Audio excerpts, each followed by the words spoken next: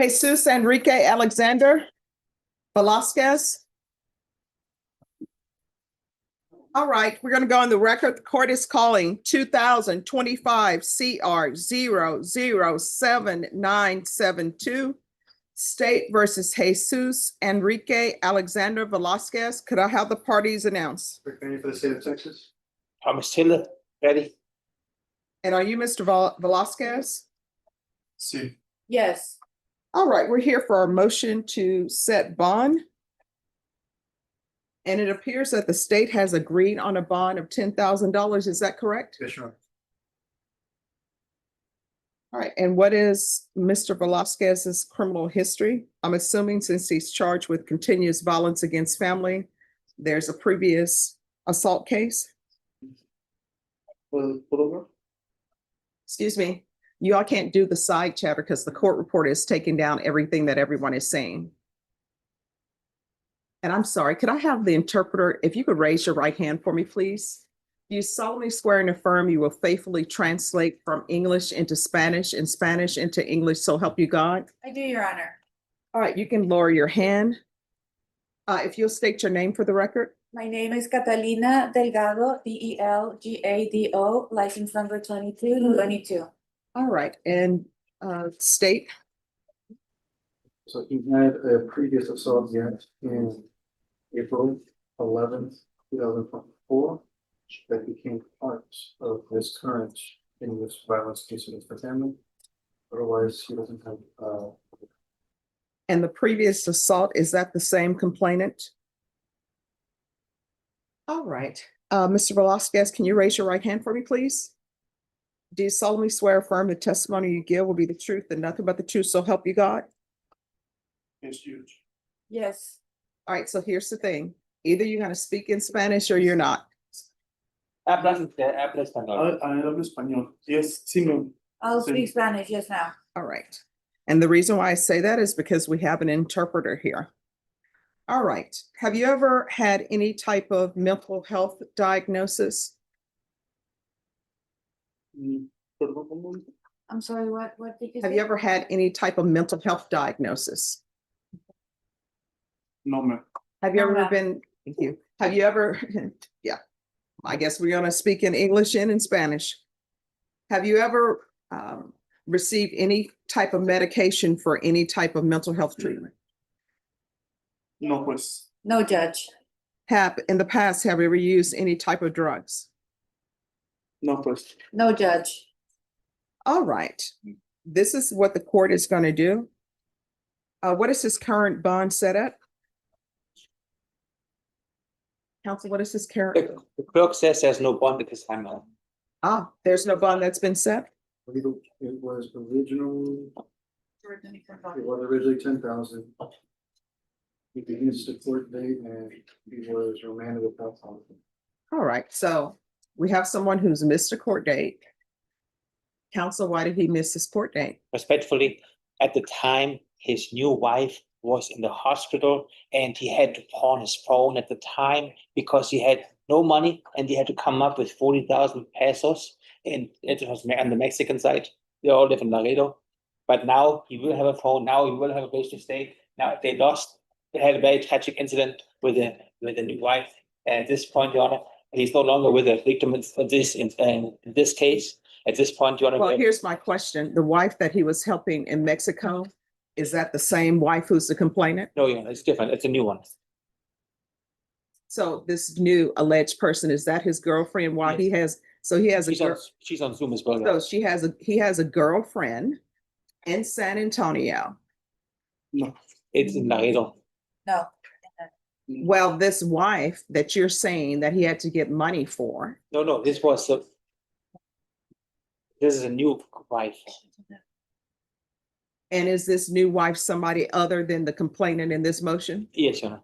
So he has somebody in the complainant in the motion. Is this complainant in the motion his girlfriend? No longer together, Your Honor. No longer together.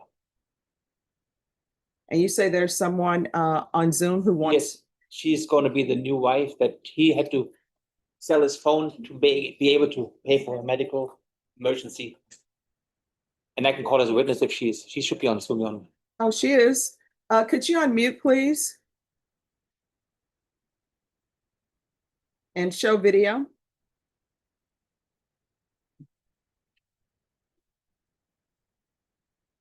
All right, so the fact that while she's waiting to unmute, so the fact that he had to sell his phone, that still doesn't explain why he was not in court.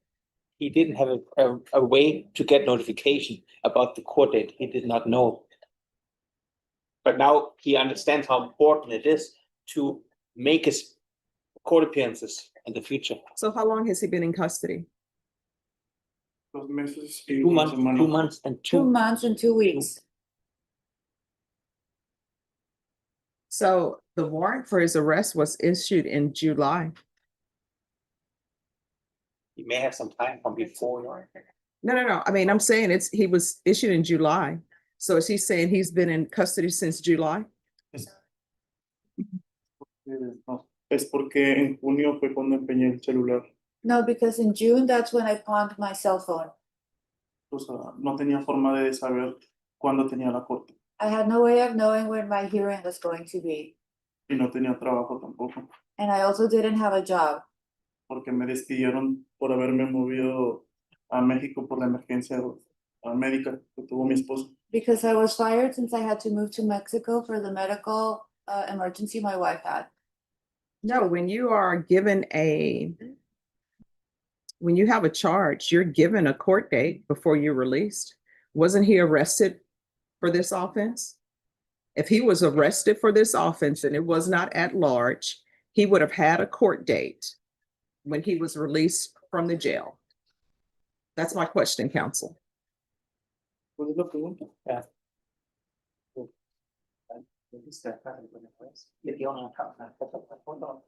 No, estuve cuando yo salí la primera vez, estuve preguntando. When he first got out, he was asking. But no. Okay. So here's the thing. If he's talking, I need the interpreter to interpret. Cuando salí la primera vez, los primeros meses estuve preguntando diariamente sobre la corte y ellos me dijeron que dejara de hablar porque ellos me iban a avisar. When I first got out, I kept asking. I asked for about a month and they told me to stop calling, that they would let me know. He was calling daily also. He was calling daily. So I mean, well, that's what he's saying. Where's the proof that he pawned his phone and he paid a medical bill? Do you have that? Yes, Your Honor. I have. Yes. I just got email from the wife. Me You short need to show it to the the state. I apologize. I just got email. So I talked to. And let me just show you how that works. This is for the phone. If you close it, you see the hospital bill.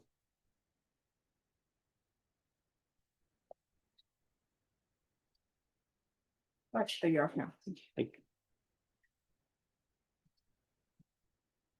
All right, this is what the court is going to do. The court is going to set your bond at $30,000. Who's the complainant? Name is Azamet Torres. That is spelled AZUNHET. HET? Yes, Your Honor. And then Torres is common spelling TORRES. All right, the court is going to set your bond at $30,000. There should be no contact with Azamet Torres. And there's to be GPS partial for employment until further notice. And I'll ask that GPS fees be waived. And Norma, give him a set date. Your jury trial date is set for November 4th. Thank you. You know. You're welcome. Donata? Yes. All right, Gustavo Jimenez. Hello, Mr. Jimenez. Good morning. Good morning. How are you doing today? Good, how are you? Oh, I cannot complain. It's a beautiful day outside. Not too hot, not too cold. I like that. All right. All right, so where are we on this sanity evaluation? It's still pending, Judge. Mag Court went ahead and set it for January 8th. It's my understanding, they're having a little bit of an issue with the availability of the evaluators, Judge. So we're still just waiting on that. In terms of discovery, we did give acknowledgement of discovery to the clerk here, the court, for processing, Judge. So there are 45 videos. We believe that discovery is intact at this point. So there's that issue, Judge. I also did file a motion to set bond. He's currently remanded without, Your Honor. Okay, I wanted to see if the court would have availability this Thursday to hear that. I need to get some criminal history information from him, as well as call potential witnesses. And I did just file that last week through e-filing. all right, Norma. Set this for Thursday for them to have their bond hearing, and then state in defense. If you confer on a jury trial date, it'll be your jury trial date and plea deadline date, because I know you're waiting for the sanity evaluation. So if you all could pick a date, perhaps in February. Yes, Your Honor, will do. And upon getting that date, Your Honor, can I communicate that to the coordinator? Yes. Oh, I think she's getting it now. Oh, All right, February 3rd will be your jury trial date and plea deadline date. If your attorney wants you brought sooner, he will let the court know. And you'll also be back on Thursday for a hearing on your bond motion. Thank you. You're welcome. Judge. You too. Counsel, is there anything else? Nothing further, Your Honor, may be excused. Yes. Thank you. All right, Anthony Herrera, where are you? Hello. Good morning. So the state has filed a dismissal. They're saying they are dismissing it for further investigation. So that means that maybe your case may come back, maybe it will not come back. Your attorney will let you know about that. But here's the thing, whatever is going on in your life, I don't know. I don't know whether there's sufficient evidence to prove this or not, but you're gonna have to make some changes so that you don't appear back here, either by mistake or because somebody's filed a wrong charge or because of something that you've done. This is your chance to change your life. How old are you? 18. All right, you're 18. You can tell you don't want to be here, right? And you see the inmates over there? You don't want to be there, and you don't want to be at the Bexar County Jail. So what do you have planned for your future? Become a tattoo artist. That's what I've been doing. What have you been up to? I've been working just tattooing. All right, so what type of work have you been I've doing? been doing a labor job at a stadium where I just unload trucks, Okay, and then it's a 40-hour week job. yeah. So what's your dream job? Tattoo artist. I'm sorry? The tattoo artist. I'm sorry, I can't hear for some. Tattoo artist. Oh, tattoo artist. Did you do your own tattoos? This one when I was like 14. All right. Long time ago. I always watch this show. What is it called? Ink Masters or something?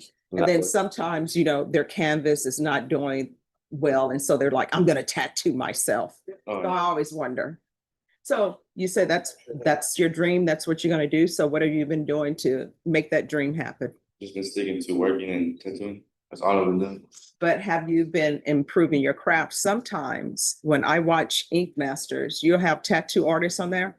They actually go to art school because they say going to art school really helped them. So you're gonna have to step up your game because everybody is becoming a tattoo artist. So you need to figure out what genre you want to work in. Be a master at a genre, but be able to do everything. Because some people, they say they can only do black and white, they can't do color. And you've watched Ink Masters, they always give them a challenge and say, we want you to do color, or we want you to do new school. Yeah. We've never done new school. So you need to be able to do it all, okay? All right, good luck to you. Thank you very much. You're welcome. All right, Christian Allen Ruiz Garcia. All right, so what's happening with this case? Okay. Your Honor, these cases are connected to a co-defendant juvenile, where defense had several motions for discovery. We went to the second hearing. Judge Shaw has finally agreed to let us physically inspect both the court's file and the state's file, and then come back with more specificity if I want something duplicated. So that was on Wednesday. We would request at least 2 weeks for me to physically be able to go down there and look at it. We are preparing on a capital murder. State has no objection to letting me go and view those. And that's as far as we've gotten since the last setting, Your Honor. But we did make that progress. All right, Ms. Ferguson. I need to set for a jury trial date and a plea deadline date, and y'all can get a setting in February. Understood, Your Honor. May I inquire? We are preparing to file a motion for travel on behalf of Mr. Garcia.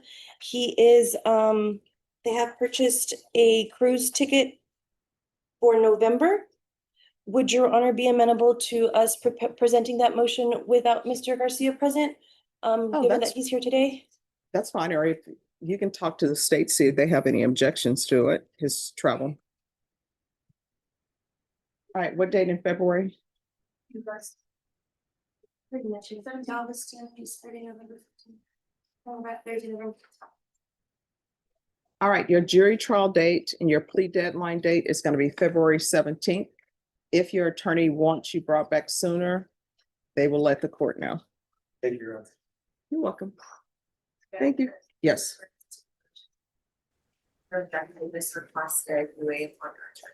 All right, once you present the motion, I will sign it. Understood, Your Honor. Thank you very much. May I be excused? Yes. Thank you. Waiting for you out there, please. All right, who is here on Christopher Gutierrez? All right, and counsel, is there going to be any applications? You need a snap? Oh, yes. Hello, Mr. Gutierrez. All right, the court is calling 2024 CR 0128855, State versus Christopher Gutierrez. Could I have parties announced? London West for Mr. Gutierrez. And are you Mr. Gutierrez? All right, Mr. Gutierrez, Mr. Arguelles was appointed to represent you. Your previous counsel had a medical issue and asked that they be removed from your case.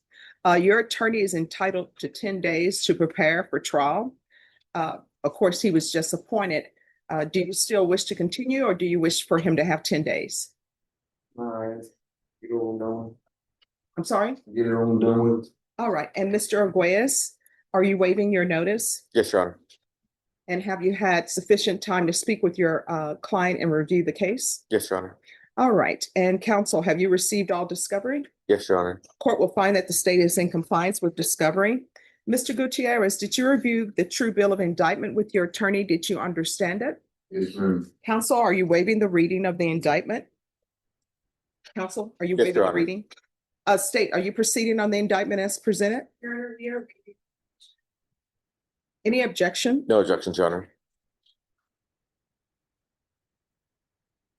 Mr. Gutierrez, did you review the court admonishments with your attorney? Did you understand it and sign it in all the appropriate places? Yes, ma'am. You're charged with theft of property less than $2,500 with 2 or more previous convictions. The punishment range is as a state jail felony. Range of punishment is anywhere from 180 days up to 2 years in the state jail facility and up to a $10,000 fine. If you have a plea bargain agreement with the state, the court does not have to follow your plea. If for any reason the court does not follow your plea and gives you more than you bargained for, the fact that you entered a plea will not be used against you and you will be allowed to withdraw your plea. You have a right to jury trial, a right for you or your attorney to cross-examine and confront any witnesses the state would call in the right to remain silent. By entering this plea, you are giving up those rights. Did you intend to give up those rights and enter into a plea in this case? I'm sorry? No. I'm going to go through it slowly with you. And if there's something, here's the thing, take a deep breath. All right, so I'm going to go over this slowly with you. If there's something you don't understand, let me know, all right? And counsel, I know that you've explained this. Yes, Your Honor. Sometimes questions are complicated, so I'm just going to break it down. Do you understand you have a right to have a jury? That would be 12 people who would sit, and they would get a chance to hear whatever evidence the state would bring. And that evidence would be brought in the form of witnesses. Do you understand? ma'am. And your attorney would have a chance to cross-examine those witnesses. Do you understand? Mhm. And do you understand the state would not be able to call you as a witness if this were a jury trial? Do you understand? Yes, ma'am. All right, because you're entering into this plea bargain agreement, the state is not going to call any witnesses. Your attorney is not going to get a chance to question any witnesses. Do you understand? And do you understand also that if anyone wants you to testify, you've given up the right to say, I'm not going to testify. Do you understand? Yes, ma'am. All right. Is there anything you do not understand? Mhm. All right. Oh, thank you. Counsel, has your client been able to provide you with any defenses? Yes, Your Honor. Do you believe he has a rational as well as a factual understanding of the charges against him? He does, Judge. Do you believe he's currently competent and was legally sane at the time of the offense? Yes, Your Honor. Mr. Gutierrez, has anyone promised you anything than what the agreement is? Oh, man. Has anyone threatened you, coerced you, or placed you in fear to enter into this agreement? Good, but I'm looking at it. All right. Are you satisfied with the way you've been represented? Yeah. Did you understand by entering this plea, if you're not a US citizen, you will be deported? Do you understand? Yeah. If you're not a US citizen, you won't be allowed to legally re-enter the United States. Do you understand? Right. If you're not a US citizen, you are going to be denied naturalization. Do you understand? Okay. Court will find that defendant has knowingly and voluntarily waived his right to jury trial. This is your plea bargaining agreement. Did you review it with your attorney? Did you understand it? So what you've agreed to is to serve 1 year in the state jail facility. There's $1,000 fine. What I can tell you is legally, whatever time that you've been in custody, I have to give you credit for that time. Do you understand? But for the court, your agreement is 1 year in the state jail facility and $1,000 fine. You're not applying for probation or deferred adjudication. Did you understand that to be the plea? Defense? Yes, Your Honor. State? This paragraph, that's the waiver of appeal paragraph. Did you review that paragraph with your attorney? Did you understand it? Did you sign it in both places? When you sign that, that means that you're waiving your right to appeal. So you can't come back and complain about this plea unless your attorney has filed some motions. I've heard those motions and made a ruling on them. Do you understand? Counsel, are there been any such motions? No, Your Honor. So to the offense that you're charged with and this indictment, how do you plead? Guilty, not guilty, or no contest? State any evidence.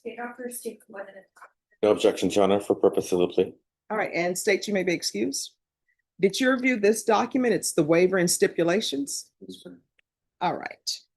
Again, you understand you can go to trial if you want to go to trial. You understand? All right. So did you understand and sign this document and all the places you should sign it? Did you understand that the state, again, they're going to present their evidence to prove your guilt by entering into the record police reports and any prior judgments that you have to prove jurisdiction? Do you understand? Court will find that defendant has knowingly and voluntarily waived and stipulated to testimony of stipulations. Court will accept into evidence state exhibits 1 and attachments, and the court is reviewing the same. All right, counsel, is your client stipulating that the person who's listed as S1 is also D1, and that is your client? Correct, Your Honor. All right, after reviewing states exhibits 1 and attachments, the court will find there's sufficient evidence to find you guilty, and the court will find you guilty. Are you proceeding with sentencing? We are, Your Honor. Anything you wish to say on behalf of your client? Let the court follow the agreement. All right, the court will follow your agreement. The court is going to sentence you to 1 year in the state jail facility. There's $1,000 fine. Time and money run concurrently. I'm going to give you credit for any time served. I'm going to suggest the therapeutic community or recommend that. It will still be up to you whether or not you want to be in that program. It doesn't increase the time you're in custody. It's just to help you with any type of issues you may have, be it mental health issues or drug issues. Do you understand? All right. Did you review the document entitled Trial Court Certification of Defendant's Rights to Appeal with your attorney? And did you understand it? Because this is a plea bargaining agreement, because I followed your plea bargaining agreement, and because you waived your right to appeal, you do not have the court's permission to appeal. Because this is a felony conviction, you're not allowed to own or possess any weapons or ammunition. If you have a question over what that is, you'll need to speak to an attorney. Do you understand? All right, we can go off the record. Mr. Gutierrez, you're going to have to change, because you're going to get to a point where these state jail felonies, the range of punishment is going to end up being 2 to 20. You understand? All right, good luck to you. Thank you, Your Honor. Thank you. You too. Thank you, counsel. All right, Esteban Tiarina. All right, your attorney's not here. Oh, Esteban Tiarina. Morning, Your Honor. Good morning. All right, so before we go on the record, this is just a motion where counsel is asking to change his hours for work. My understanding from reading the motion, there have been no violations and states you were previously agreed that he be allowed to work. Yes, Your Honor. I'll switch to this. It's just taking it from, he was working Mondays, Wednesdays, and Fridays. We're simply asking that he can work Monday, Tuesday, Wednesday, All right. Thursday, and Friday, Judge. All right, if you'll give that to the clerk, or either take it to the clerk in the back, they'll make a copy for you. Yes, Judge. All right, thank you so much. Thank you. All right, you too. Chris Cervantes. So, hello. Hey, how are you? All right, how are you doing this morning? Thank you for dressing appropriately for court. So we are here to see if the blood discovery has been completed. It has not. All right, what's the holdup on the blood discovery? It's been since July. I don't know, I knew no DPS since 90 days, and then further looking at this, I have not seen the signed discovery order was sent, so I would just respectfully ask for one more reset so we can ensure that a rush request is sent and we get that. Wow. All right, Norma, we're gonna set this for a jury trial date and a plea deadline date, and counsel, if you want to bring him in sooner, you can. Yes, And please bring him in sooner before the jury trial yes, I date will if definitely do the that. blood discovery is not completed. Yes, All right, Norma, can you do this sometime in February 17th? for that, but I will bring him in much sooner than that. All right, so we're gonna set you for a jury trial date and a plea deadline date, February 17th. However, your attorney will probably have you brought back sooner. Thank you. All right, Judge. thank you. Thank you. Thank you, Judge. You're welcome. All right, who is here on Willie Contreras?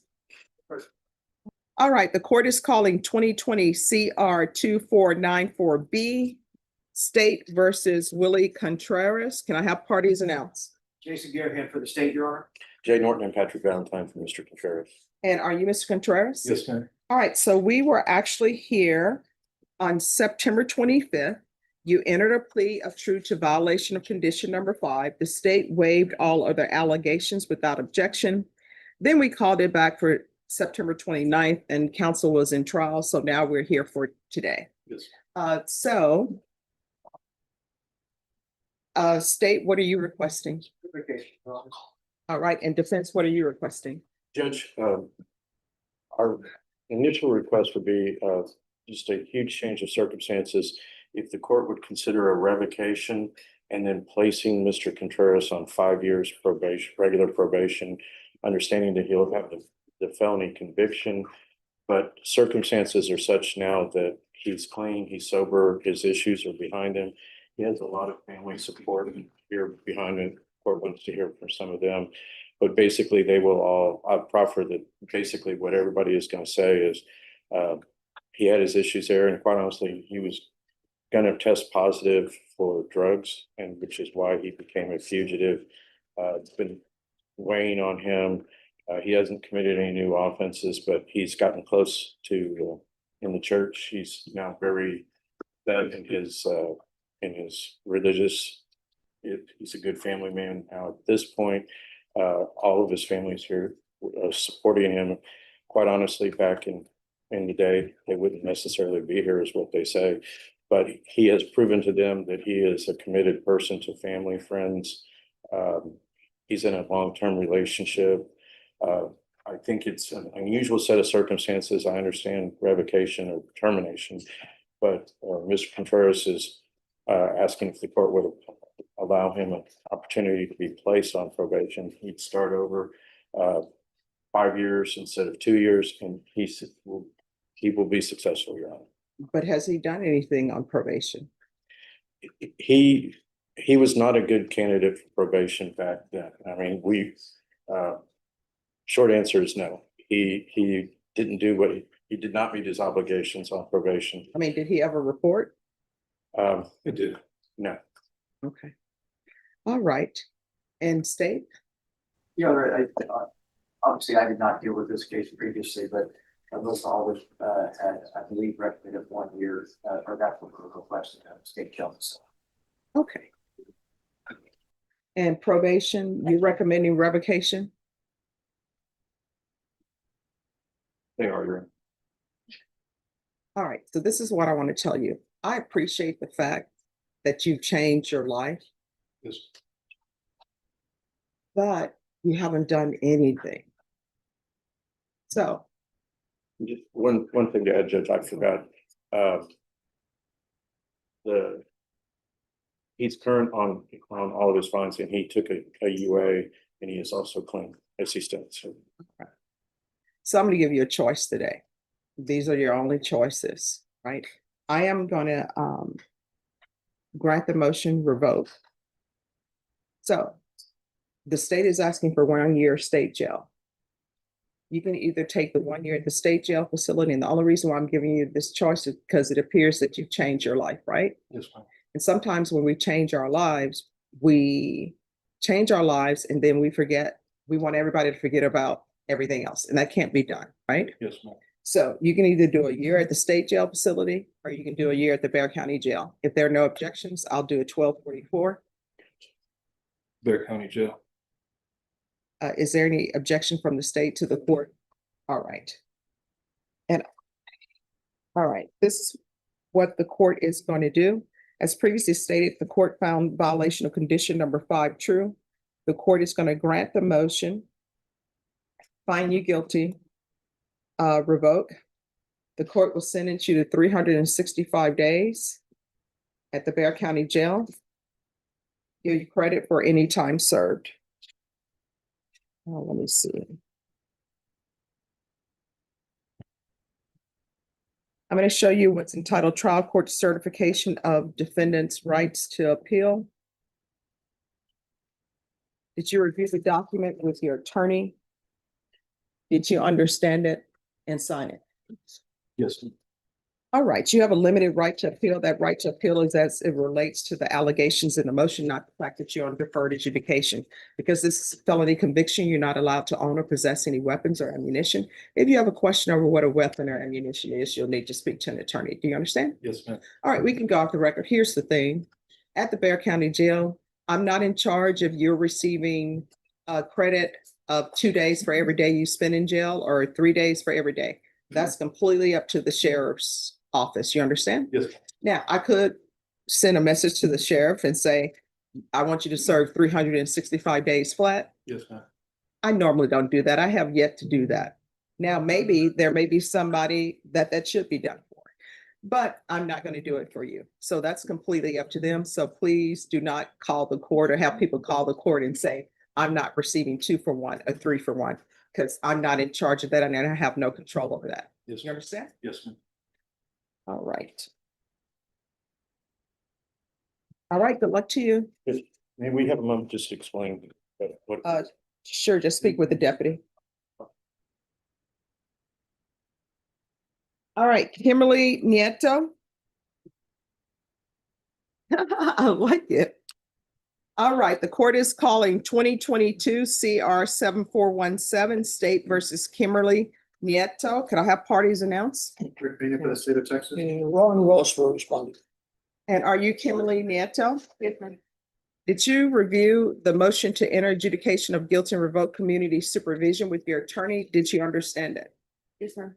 Are you the same Kimberly Nieto who was placed on deferred adjudication in 2022 CR 7417 for the offense of aggravated assault with a deadly weapon on September 19th, 2022 for a period of 4 years? Is that you? Yes, ma'am. All right, state. State Honor violation condition number 41.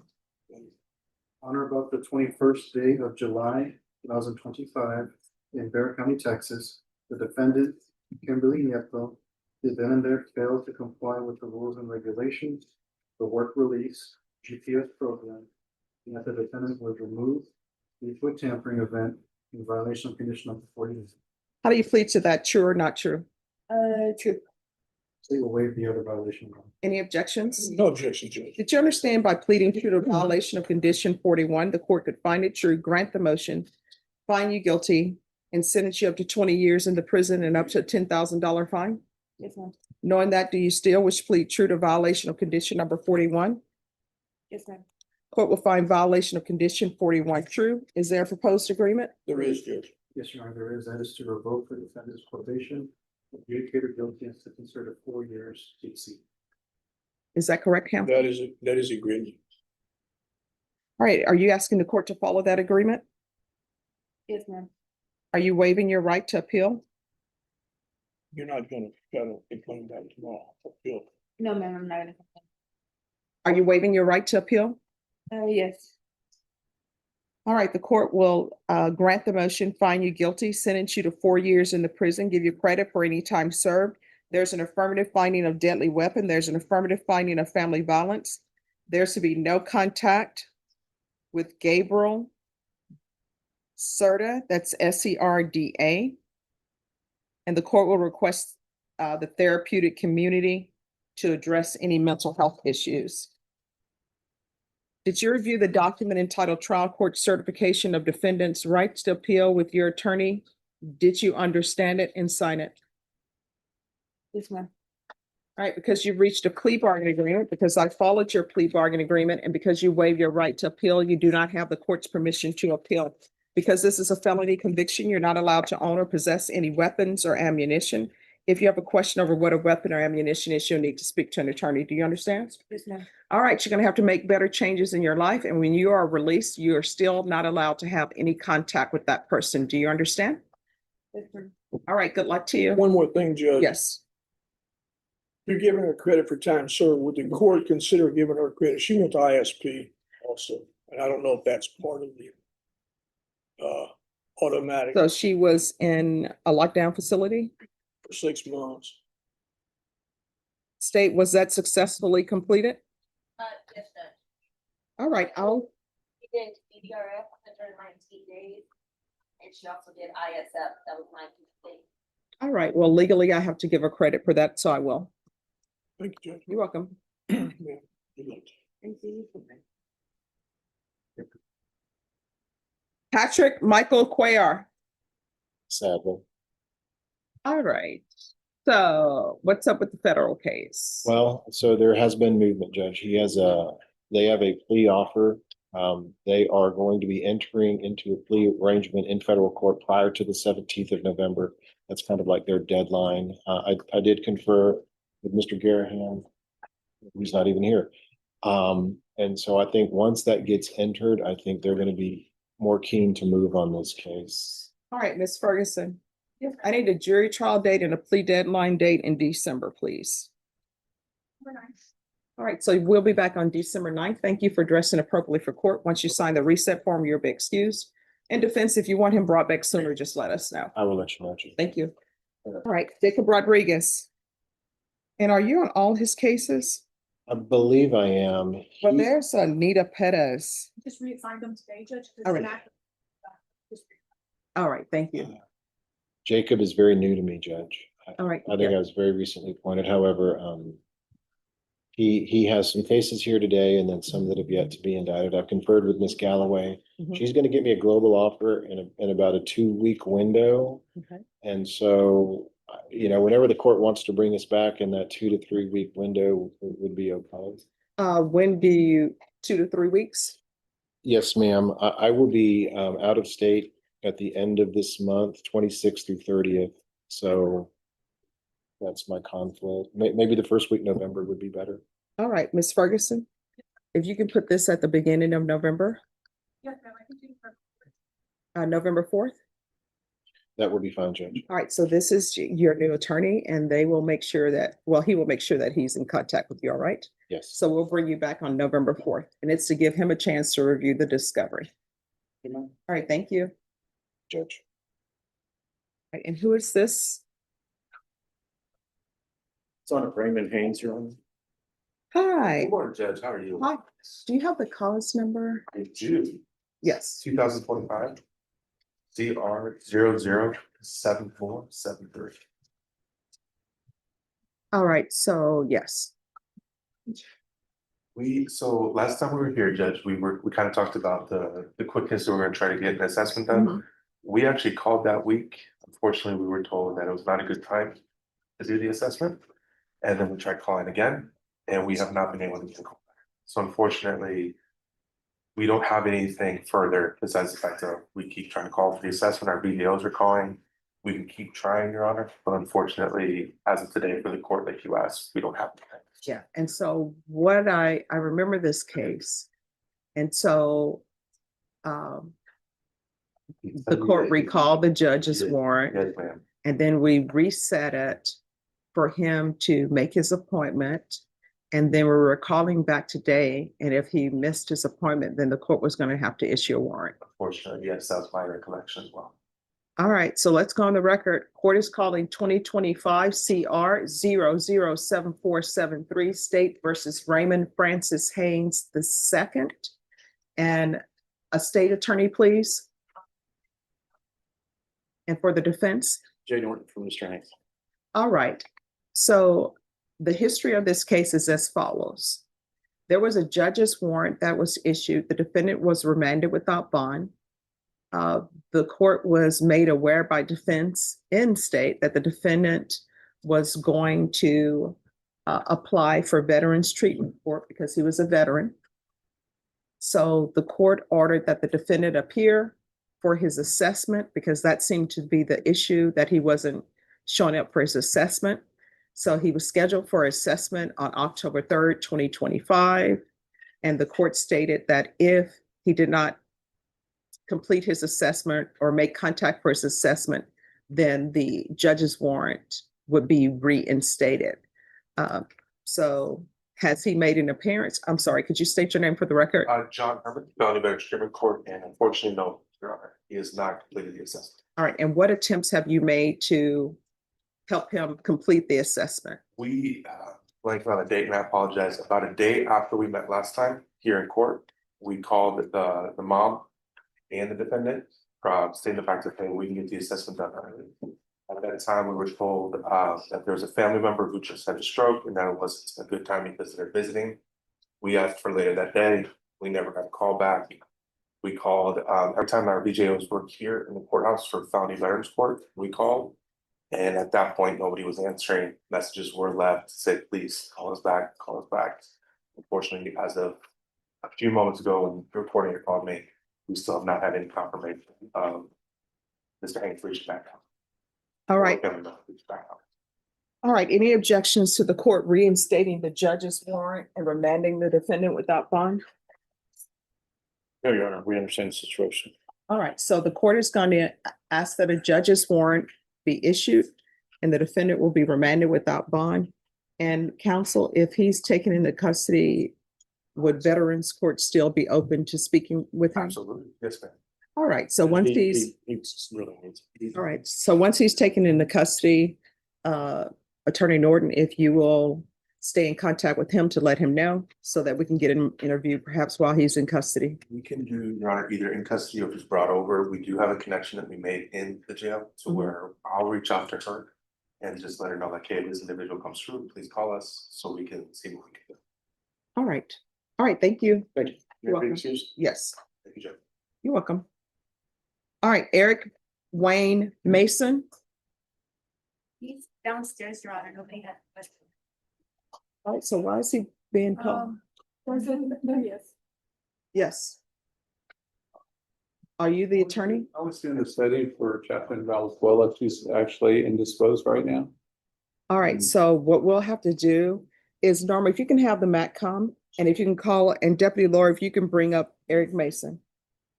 All right, so just give us a moment. Thank you, Your Honor. Thank you. Reginald Green. Hi, are you with Mr. Green? I am, Your Honor. Mr. Green's coming. All right. Are you all still having your contested? No, Your Honor, we've reached an agreement, I believe. All right, the court is calling 2023 CR 10024 State versus Reginald Tyrone Green. Can I have parties announced? Those for the state. Andres Camping for Mr. Green. And are you Reginald Tyrone Green? Yes. Did you review the documents entitled Motion to Enter Adjudication of Guilt and Revoke Community Supervision and First Amendment Motion to Enter Adjudication of Guilt and Revoke Community Supervision with your attorney? Did you understand it? Yes.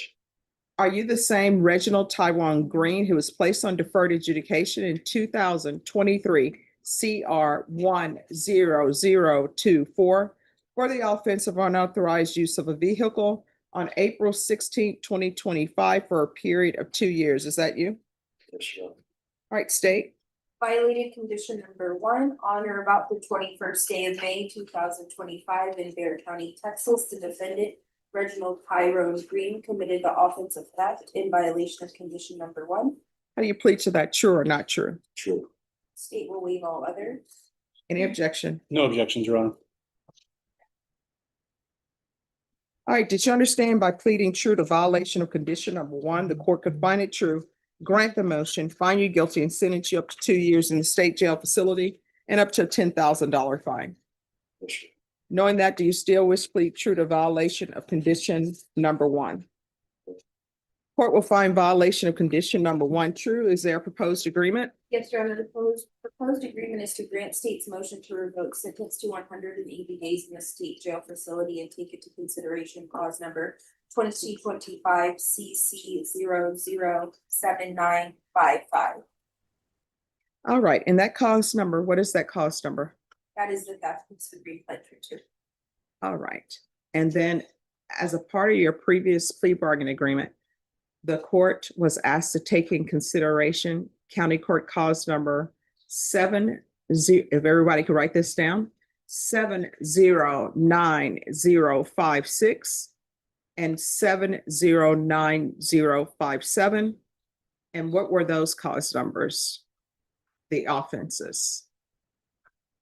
I'll be close to the one that we're Yeah. taking it 007955 and then 707056. All right, I'll see if I can look it up. Yes. So cause number 709056 is a criminal trespass, and the other is a resisting arrest. All right. So what has he done on probation other than pick up another theft case? Has he completed anything? Your Honor, I don't believe he has been out on bond long enough to complete anything. It's my understanding that Mr. Green has been struggling with some mental health issues and is ready to accept any and all help that the state will offer. The underlying offense, I believe, is a unauthorized use of a motor vehicle that stems from a confusion with his parents. His father is here present and is standing behind and supporting Mr. Green. I do not believe that Mr. Green has successfully completed any of the other conditions of his supervision, but the desire is to pay his debt to society and then to relocate up to Texarkana with his family. And then be with his support network up there so they could help assist him in getting on track with everything. All right, what I can tell you both is I don't think 180 days is appropriate. He was on probation for unauthorized use of a vehicle. Yes, sir. Which is sort of close to being a theft. Sometimes the state will file it as a theft of a vehicle. Sometimes they will file it as just unauthorized use. And then while he's on probation, he's released and he immediately picks up with another theft case. That's in May. Yes, Your Honor. The theft cases, I believe, are shoplifting, not a forceful dispossession.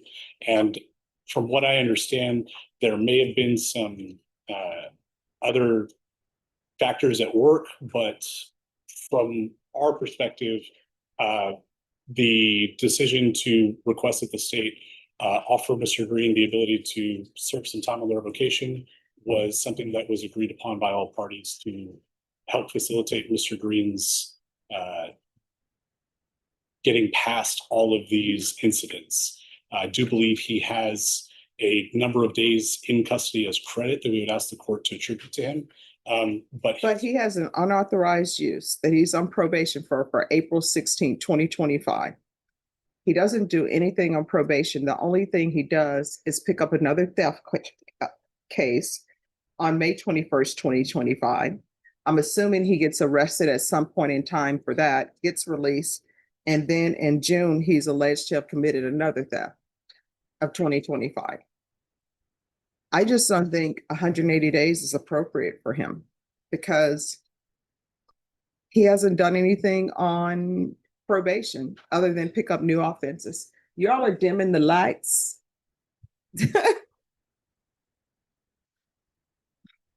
All right, so this is what the court is going to do. The court is finding you guilty, finding, as previously stated, found violation of condition number 1 true. The court is revoking. The court is taking in consideration 2025 CC 007955. The court will sentence you to 14 months in the state jail facility, give you credit for any time served, and the court will request the therapeutic community. Your Honor, if the court would entertain a little bit of testimony as to the underlying, if that might Sure. have the court can reconsider in its assessment. We would like to call Reginald Green, Senior. to Mr. Green, testify. come here. You're back against.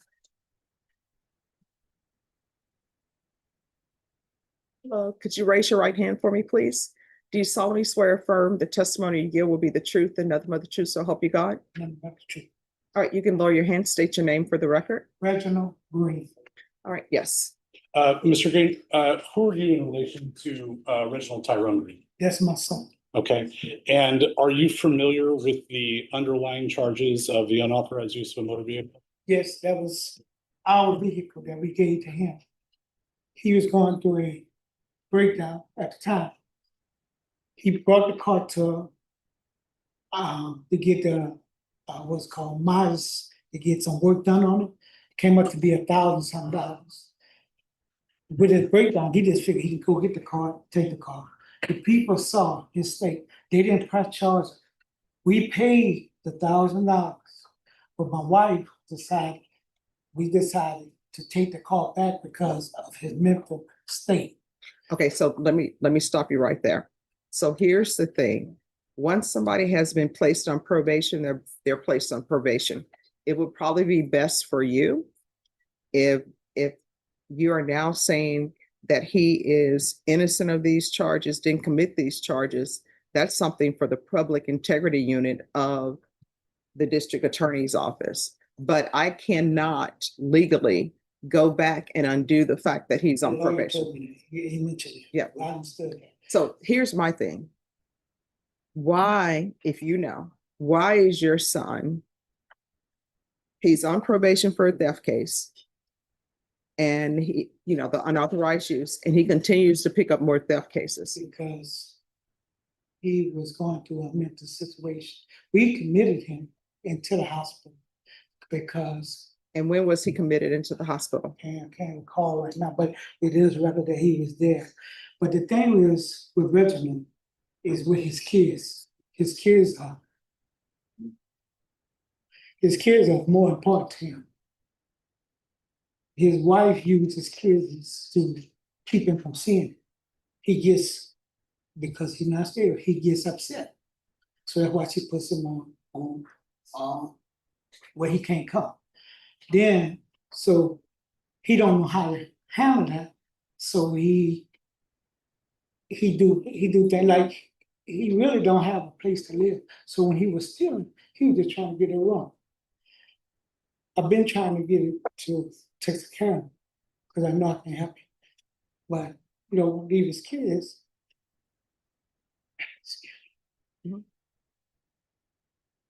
No one wants to see their child.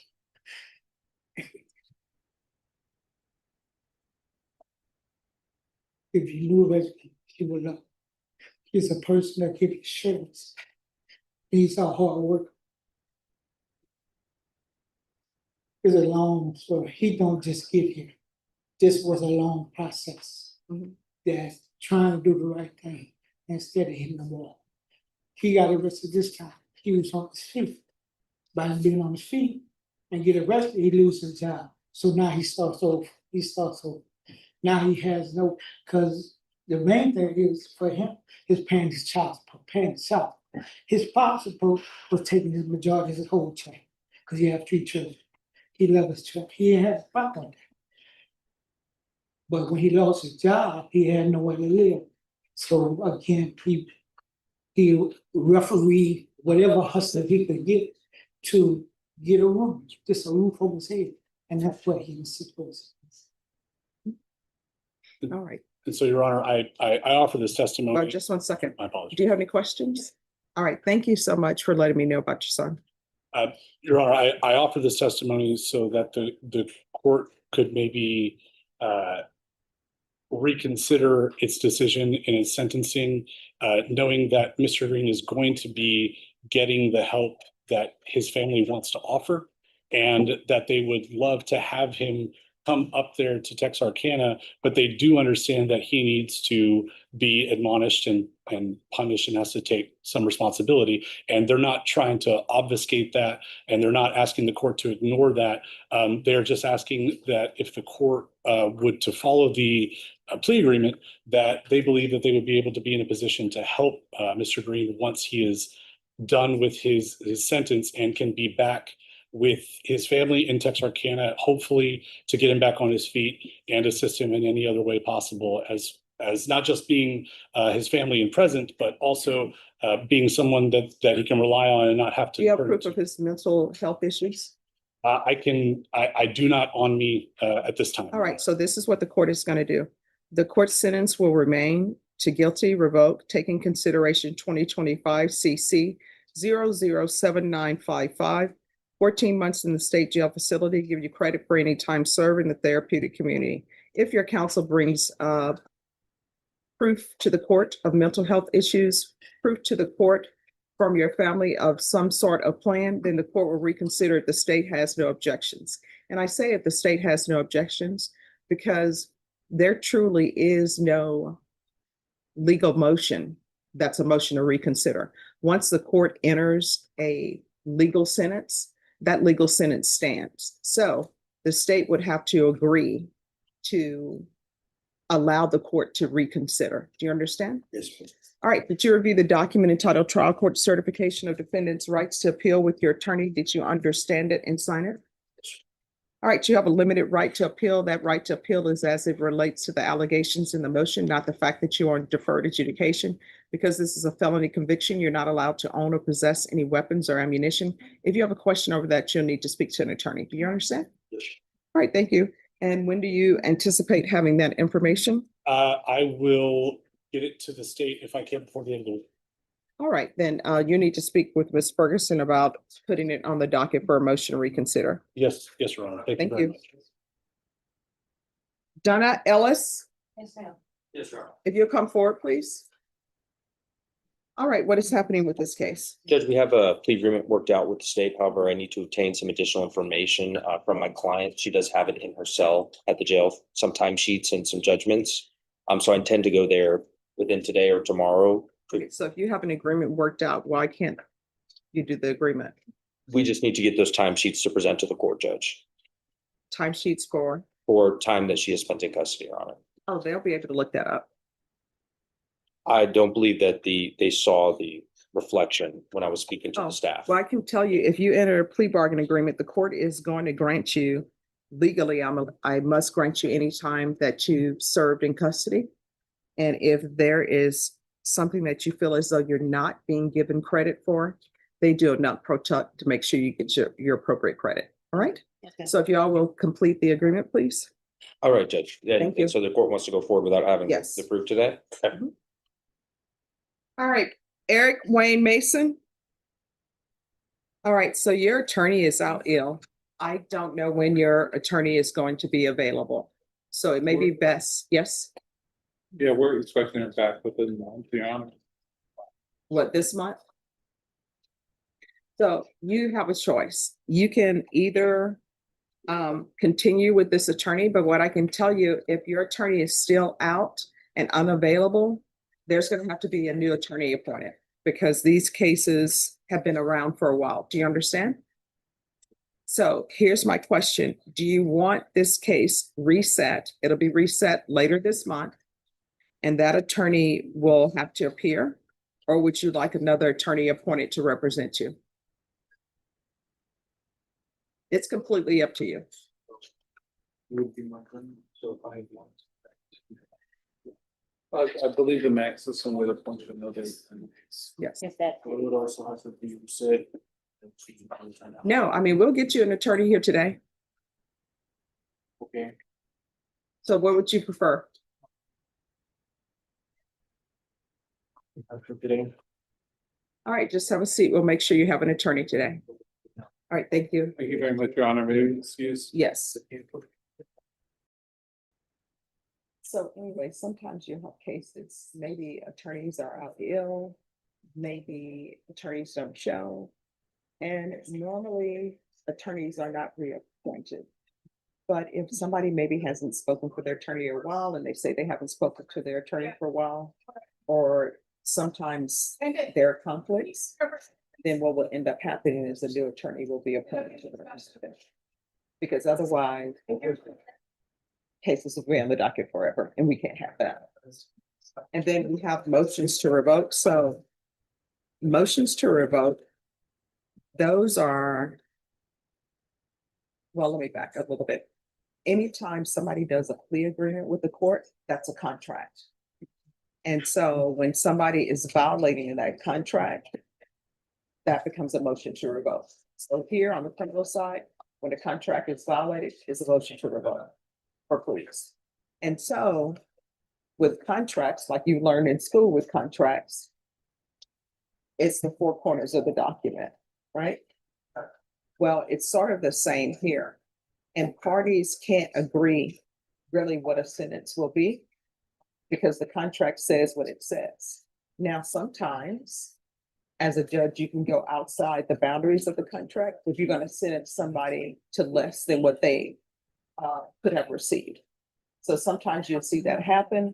Sometimes you'll see parties, hey, judge, we would like for you to give this person a year in the state jail facility or 5 years instead of life. You know, you take that under advisement, but if somebody's placed on deferred adjudication for a first-degree felony, the contract says if they violate that contract, they're looking at life in prison.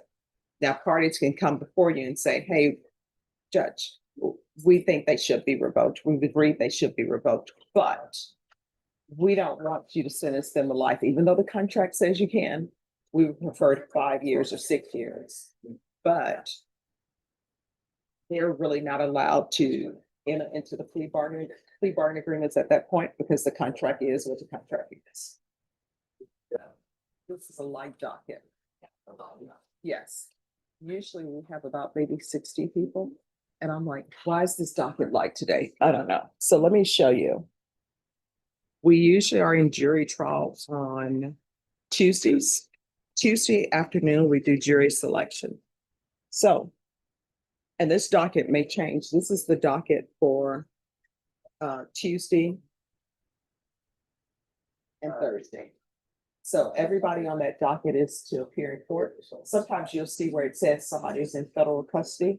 When people are in federal custody and they have pending cases, they will not send them to state court until that gets completed. Now, on the federal side, of late, their cases have been set into the new year. So there's nothing I can do with my case because they won't bench warrant them over. They're not allowed to until that case is finished. They don't allow them to zoom in. So we're just stuck. All right, Maria Cisneros, come forward. Hello, how are you doing? All right. So anyway, you know, as I told you before, you've had your chance to have everything worked out, so you're not allowed to homeschool.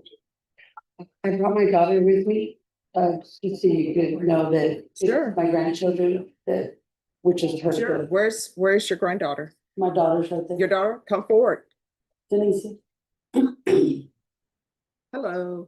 Hi. So your mom's attorney could not be here today, so we're not going to do any other modifications to the bond, but she's not allowed to homeschool. Oh. And the reason being is because what she's charged with, and I mean, let's be honest, like if she wasn't your mother and if she had these charges, would you allow a person with these charges to homeschool? So, and I understand sometimes finances are a certain way, but based upon what she's charged with, if I continue to allow her to homeschool and something were to end up happening, that's on me. And I know you're probably thinking, well, nothing's going to happen because that's my mom, right? And so I understand, and I understand finances are an issue, but part of my job as a judge is to protect the community And I protect the community if somebody's on bond by setting specific bond conditions. Now, what I can tell you is her attorney states that he's not going to be able to be here today. He can put it back on the docket if he wants to put it back on the docket because he has jury duty on the federal side. And on the federal side, when you have jury duty, if you don't show up for jury duty, they send the US Marshals to pick you up. So he wouldn't be able to be here anyway. And if he were here, the US Marshals would come pick him up and say, you have jury duty. So for now, I'm not going to allow her to homeschool. All right. So make sure that doesn't happen. And here's the thing. If that ends up happening, and if the police or somebody discovers it, say, for example, something that happens at your home where the police are called out, could be something simple like they're investigating something at a house next door and they want to talk to you. They're going to see, because her name is going to come up when she gives them her name, they're going to see that I have conditions in there. And if your children are there, you know what's going to end up happening. They're going to call you and they're going to call Child Protective Services. And then her bond's going to be revoked and she's going to end up in custody. And she's going to come back to here and want to explain to me why she violated my order. You understand? Yeah. So you're not allowed to, okay? All right, so what we're going to do is we're going to reset you in November so that you'll have a setting date. Okay. And if your attorney wants you brought back sooner, he'll let us know. But I'm giving you the November setting so you'll have a set date where you know we can come in and address this. Okay. But he may have you in early. It just depends on what happens with his jury service over there, all right? Okay. All right, Ms. Ferguson, what day in November is good for you? Do you want the beginning of November? The middle part? Well, I mean, do you want it heard as soon as possible? Just whenever. Whenever best for you. No. I'm here all the time. Oh. So we can put it that first week in November. All right, I need the beginning of November reset, November 3rd. All right, so we're going to call you back on November 3rd. Make sure that you're on time, okay? Yes, ma'am. And thank you for dressing appropriately for court. Thank you. Once you sign the reset form, you'll be excused. And thank you for coming in. Thank you. Thank you. All right, Jesse Lutzenberger. And where's the other attorney? He said he had a plea. Oh, he's going over paperwork. So this is a plea bargaining agreement. The court is calling 2025 CR 003-507 State versus Jesse Lutzenberger. Can I have parties announced? John Whalen for Jesse Lutzenberger. All right, excuse me, in the box. You all need to lower your voices. And are you Jesse Lutzenberger? Ma'am. Counsel, have you received all discovery? Did you review it with your client? We have, Your Honor. Court will find that the state is in compliance with discovery. Mr. Lutzenberger, did you review the application for deferred adjudication with your attorney? Did you understand it and sign it? Yep. That's Yes. either yes or no. Yes. All right. Did you review the true bill of indictment with your attorney? Did you understand it? Yes. Counsel, do you waive the reading of the indictment? We do, Your Honor. State, are you proceeding on the indictment as presented? Seeing on the front page. Any objections? No objections, Your Honor. Did you review the court admonishments with your attorney? Did you understand it and sign it in all the appropriate places? It's your. No. Did you review this document? Did you understand it? Yeah. Did you sign it in all the appropriate places? Yes. No. The state is proceeding on the lesser included offense of assault bodily injury as a Class A misdemeanor. The range of punishment is anywhere from a $4,000 fine and up to 1 year in the Bexar County Jail. Did you understand? Yes. If you have a plea with the state, the court does not have to follow your plea. If for any reason the court does not follow your plea and gives you more than you bargained for, the fact that you entered a plea will not be used against you and you will be allowed to withdraw your plea. Did you understand? Yes. You have a right to jury trial, a right for you or your attorney to cross-examine and confront any witnesses the state will call and the right to remain silent. By entering this plea, you're giving up those rights. Did you intend to give up those rights and enter into a plea in this case? Yes. Did you understand if the court were to grant your application for deferred adjudication, if for any reason your deferred adjudication were revoked, the court could find you guilty and sentence you up to 1 year in the Bexar County Jail and up to a $4,000 fine? Did you understand? Yes. Counsel, has your client been able to provide you with any defenses? Yes, Your Honor. Do you believe he has a rational as well as a factual understanding of the charges against him? I do, Your Honor. Do you believe he's currently competent and was legally sane at the time of the offense? I do, Your Honor. Mr. Luxemberger, has anyone threatened you, coerced you, or placed you in fear to get you to enter this plea? No, Anyone promised you anything other than the plea? no, Are you satisfied with the way you've been represented? yes, If you're not a U.S. citizen, by entering this plea, you will be deported and denied naturalization and denied re-entry into the United States. Did you understand? yes, Court will find that defendant has knowingly and voluntarily waived his right to jury trial. Did you review the plea bargain page with your attorney? Did you understand it? yes, According to the plea, the state is proceeding on the lesser included offense of assault bodily injury. There's a $500 fine and the state recommends deferred adjudication. Did you understand that to be the plea? yes, Defense? yes, Your Honor. State? It is, Your Honor. Did you review the waiver of appeal paragraph with your attorney? Did you understand it and sign it in both places? Yes, By signing that, you're waiving your right to appeal. The only items that can be appealed are written pretrial motions that have been filed, heard, and ruled upon by the court. Did you understand? Yeah. That's either Yes. yes or no. yes. Counsel, have there been any such motions? No, Your Honor. Outside the agreement, the state is requesting that your community supervision be for a term of 2 years. There be a TAP evaluation, 200 hours community service restitution, no contact with Mario Montemayor, and the hostility management course. Did you understand those are recommendations from the state and the court does not have to follow those recommendations? Yes, ma'am.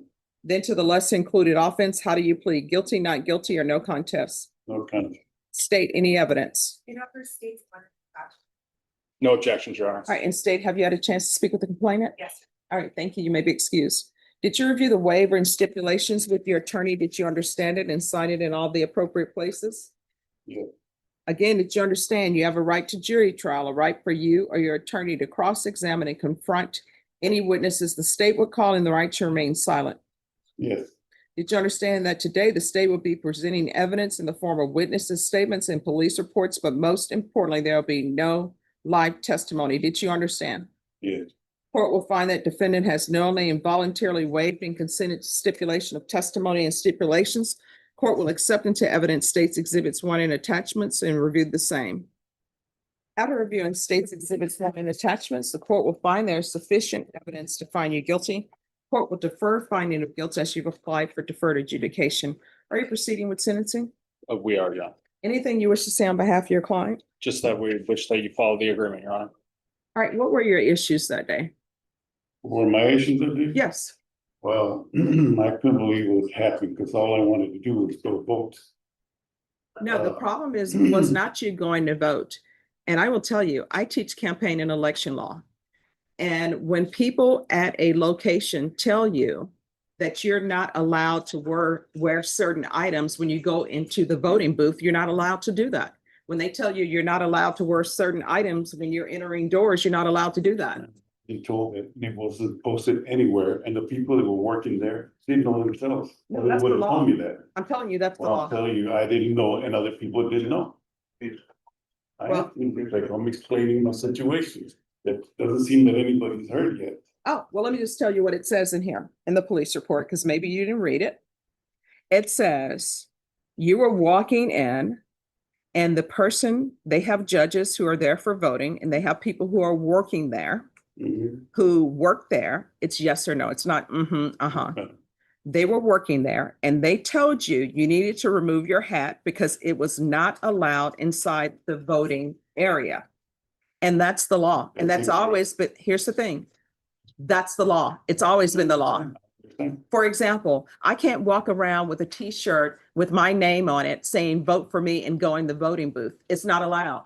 Once you get to a certain point and it's that 100-yard line that they have, when you cross into that area, you're not allowed to be in line with t-shirts about who you support. You're not allowed to do that. That's the law. And then when people tell you that, you can't start hitting somebody. And it says on here that your wife even tried to stop you. Man, that's all incorrect.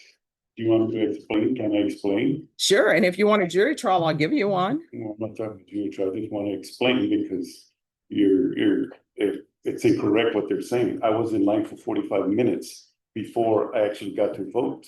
They asked me to remove my hat then, after I was standing there for 45 minutes. So I removed it, I put it in my lower back. I went through the whole voting situation. When I went out the other side, this person that had already harassed me in 2 other previous times that I went to go vote in a different location was again there. I walked away from him twice, 2 other times, when he was verbally harassing me.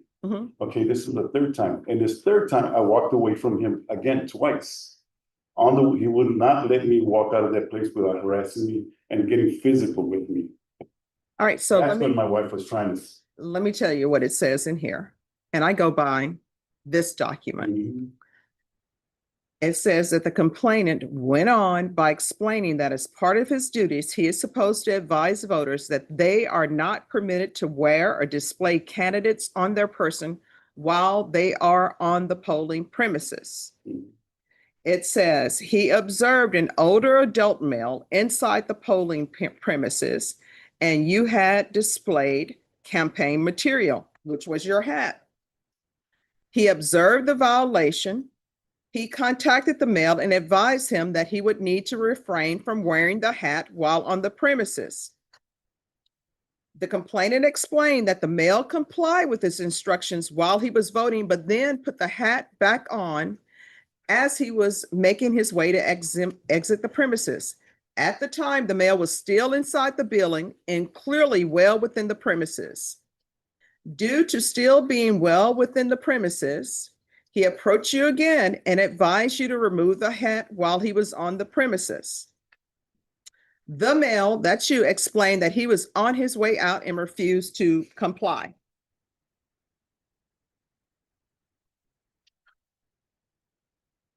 And it says, he began to follow you and told you again to remove your hat. And as you were about to exit, you struck him on the chest and facial area several times with your fist, causing him pain and discomfort. And then it says, another witness and your wife began telling you to stop. And then that's when you left. I don't know why when people go to places, how hard it is to follow instructions.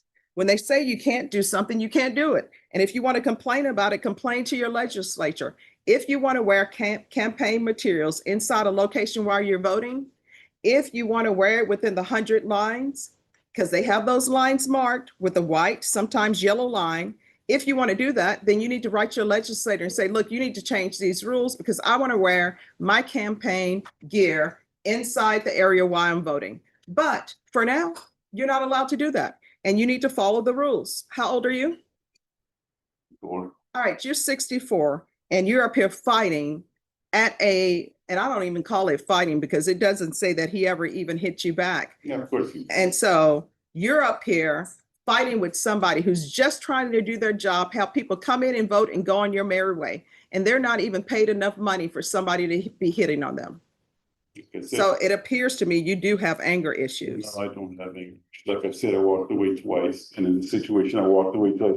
Didn't say anything in there where he followed me all the way and he screamed in my ear. I have hearing difficulties from my time in the military. I didn't hear what he was saying. I was walking out, and he was quite a ways. Did he not tell you to remove your campaign gear?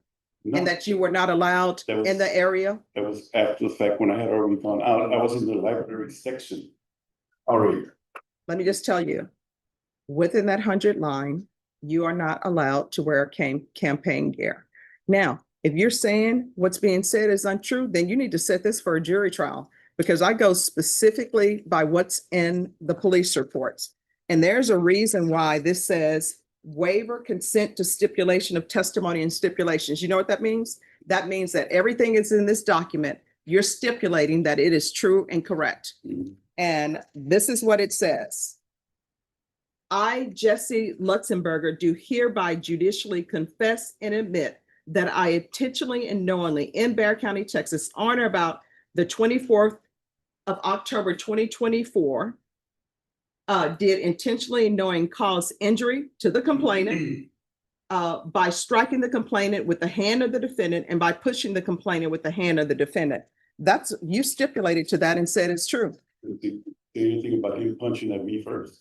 What I'm telling you is, you're saying this is true. I get You've it. stipulated to this. Now, if you're saying he punched you first, then maybe you want a jury trial and you want to say it's self-defense. It's on video. The only reason why I'm accepting that, because I don't have the money to continue. Or of course I would defend myself. All right, does he That's want a fine, jury we'll keep trial? going. No, we're accepting the plea or, you know. Is your wife, is somebody here? My wife is here. Oh, she said, no, you don't want a jury trial. Okay, no. All right. Your Honor, if I may, I believe that, look, point being, there's, as you stated, that's completely clear. The law is the law. I think that there was a fundamental miscommunication and understanding as far as how it was proffered to him at that time. I think that realistically, the way people speak, someone told him, take off the hat while you're voting. I think in his head, that's what he believed. Hey, take the hat off. I'm walking out the door. I'm basically at the double doors. I can put the hat back on. Understanding clearly that is still in violation of the law. But I want to make clear, it's not like the statute book was not pulled out and read to him at this time to understand the 100 feet. Again, it's not an excuse, but I think where his mind was coming at, he had finished voting, he had waited the 45 minutes and he was leaving. And then he had an individual come up and approach him. Just to give some context, it's not change, obviously, the law itself or your viewpoint of this, but I want to. Well, I mean, my viewpoint is the stipulations that I've received. Understood. All right. There's going to be a $500 fine. 2 years deferred adjudication. 200 hours of community service restitution. Proof of employment within 30 days. No employment as a home health care provider or with minors. There's going to be the hostility management course. Regular reporting by Zoom or in person. Regular random UAs. Field visits 1 time per month for 6 months. And there's to be no contact with Mario Montemayor. Probation, is there anything else? Is there anything else you need from the court to be successful? No, I'd just like to say that all this is my self-defense. Because nobody wants to be harassed or bullied in front of their significant other. Yeah. I understand, you know what? I understand here's the thing. I understand what you're saying. And I understand sometimes that tempers run high, right?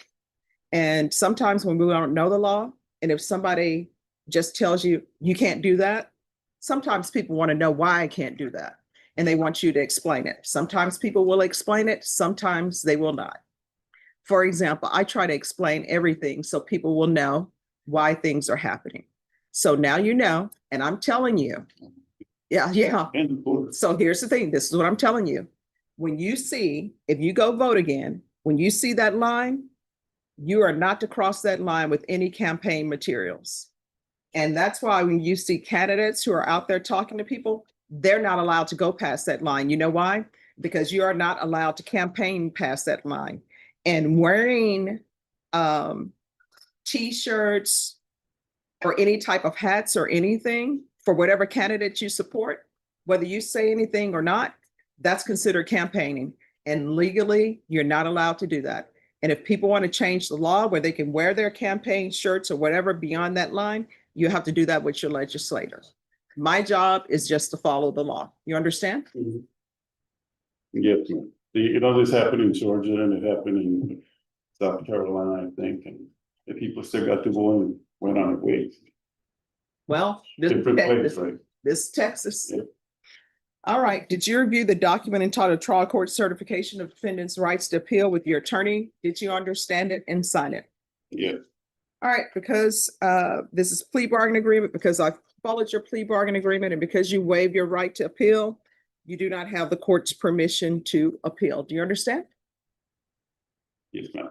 All right. Ms. Abrams will speak to you. Okay. All right, thank you. Thank you, Your Honor. You're welcome. Christy Riojos. Come up, Christy Riojos. Court is calling 2025 CR 008178 State versus Christy Emilio Riojos. Could I have parties announced?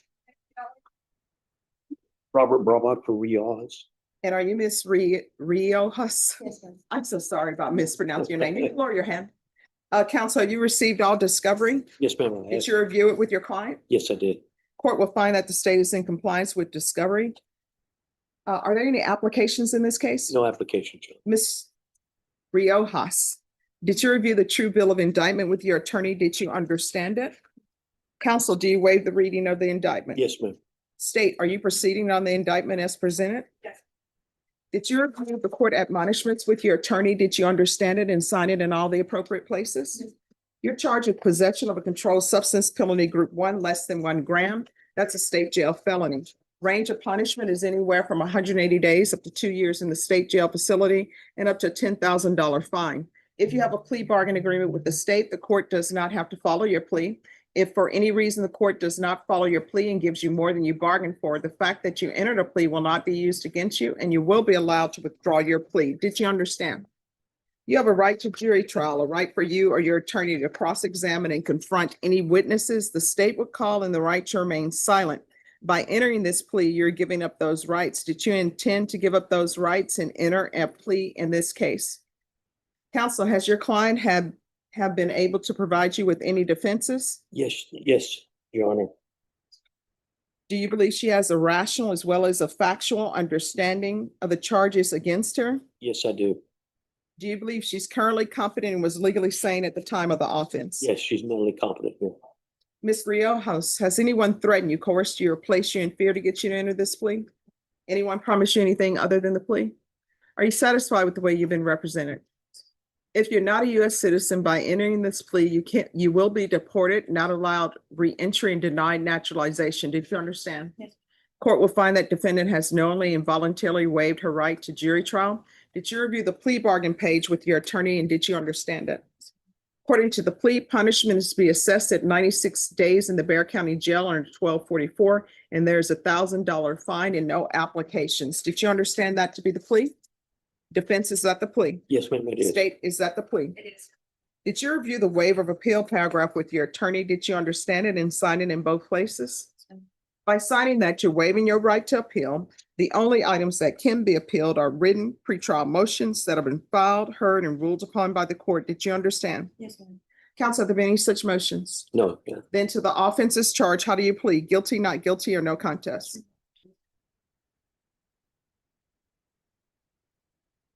State, any evidence to support the defendant's plea? Stenographer states 1 and attached. No objection, Your Honor. Did you review the waiver and stipulations with your attorney? Did you understand it and sign it in all the appropriate places? Again, did you understand you have a right to jury trial, a right for you or your attorney to cross-examine and confront any witnesses the state would call, in the right to remain silent? Did you understand that today the state will be presenting evidence in the form of witnesses' statements and police reports, but most importantly, there'll be no live testimony? Did you understand? Court will find that defendant has knowingly and voluntarily waived and consented to stipulation of testimony and stipulations. Court will accept into evidence states exhibits 1 and attachments and review the same. State, you may be excused. Thank you. After reviewing states exhibits 1 and attachments, the court will find there is sufficient evidence to find you guilty. The court will find you guilty. Are you proceeding with sentencing? Yes, we are, Your Honor. Anything you wish to say on behalf of your client? No, just to follow the plea agreement. All right, the court will follow your agreement, sentence you to a $1,000 fine. Time and money will run concurrently. The court will sentence you to 96 days in the Bexar County Jail under 1244 and give you credit for any time served. Did you review the document entitled Trial Court Certification of Defendant's Rights to Appeal with your attorney? Did you understand it and sign it? Because this is a plea bargain agreement, because I followed your plea bargain agreement, because you waived your right to appeal, you do not have the court's permission to appeal. Because this is a felony conviction, you're not allowed to own or possess any weapons or ammunition. If you have a question over what a weapon or ammunition is, you need to speak to an attorney. Do you understand? All right, we can go off the record. Here's the thing. Obviously, you have a drug problem, right? When you're released from custody, if you cannot find a sober living place, or you need some help finding a place to go, if I'm still here, you come back here, I will pick up the phone and call somebody to help you. You understand? Because if you continue like you are, only one or two things going to happen. Either you're going to be in and out of jail, in and out of prison, or somebody may end up having to identify your body because the last time you use may be the last time you use. You understand? All right, good luck to you. Thank you, Thank you, counsel. Judge. Ekala Brooks. So yes, we have issues. Yes, I have been talking to probation. I was his last NGR attorney, so I didn't know I would be his attorney today. Okay. I've been able to talk to him a little bit. I have other courts that are kind of saying, where are you? That's fair. I've talked to probation. We need a little bit more time. I understand what the recommendation is. I've discussed that recommendation with the client, but I'd like to get, I know he would like to move to Idaho, and that's where he had started. Well, I can tell you what's going to happen today is a motion to revoke is going to be filed. So you'll need to take a seat in the box, sir. And then you can set it whenever you wish to set it. Will the court consider daily reporting to No. probation until we just have a reset, recall it this week? No, we can still recall it this week, but they're gonna file a motion to revoke. Okay. All right.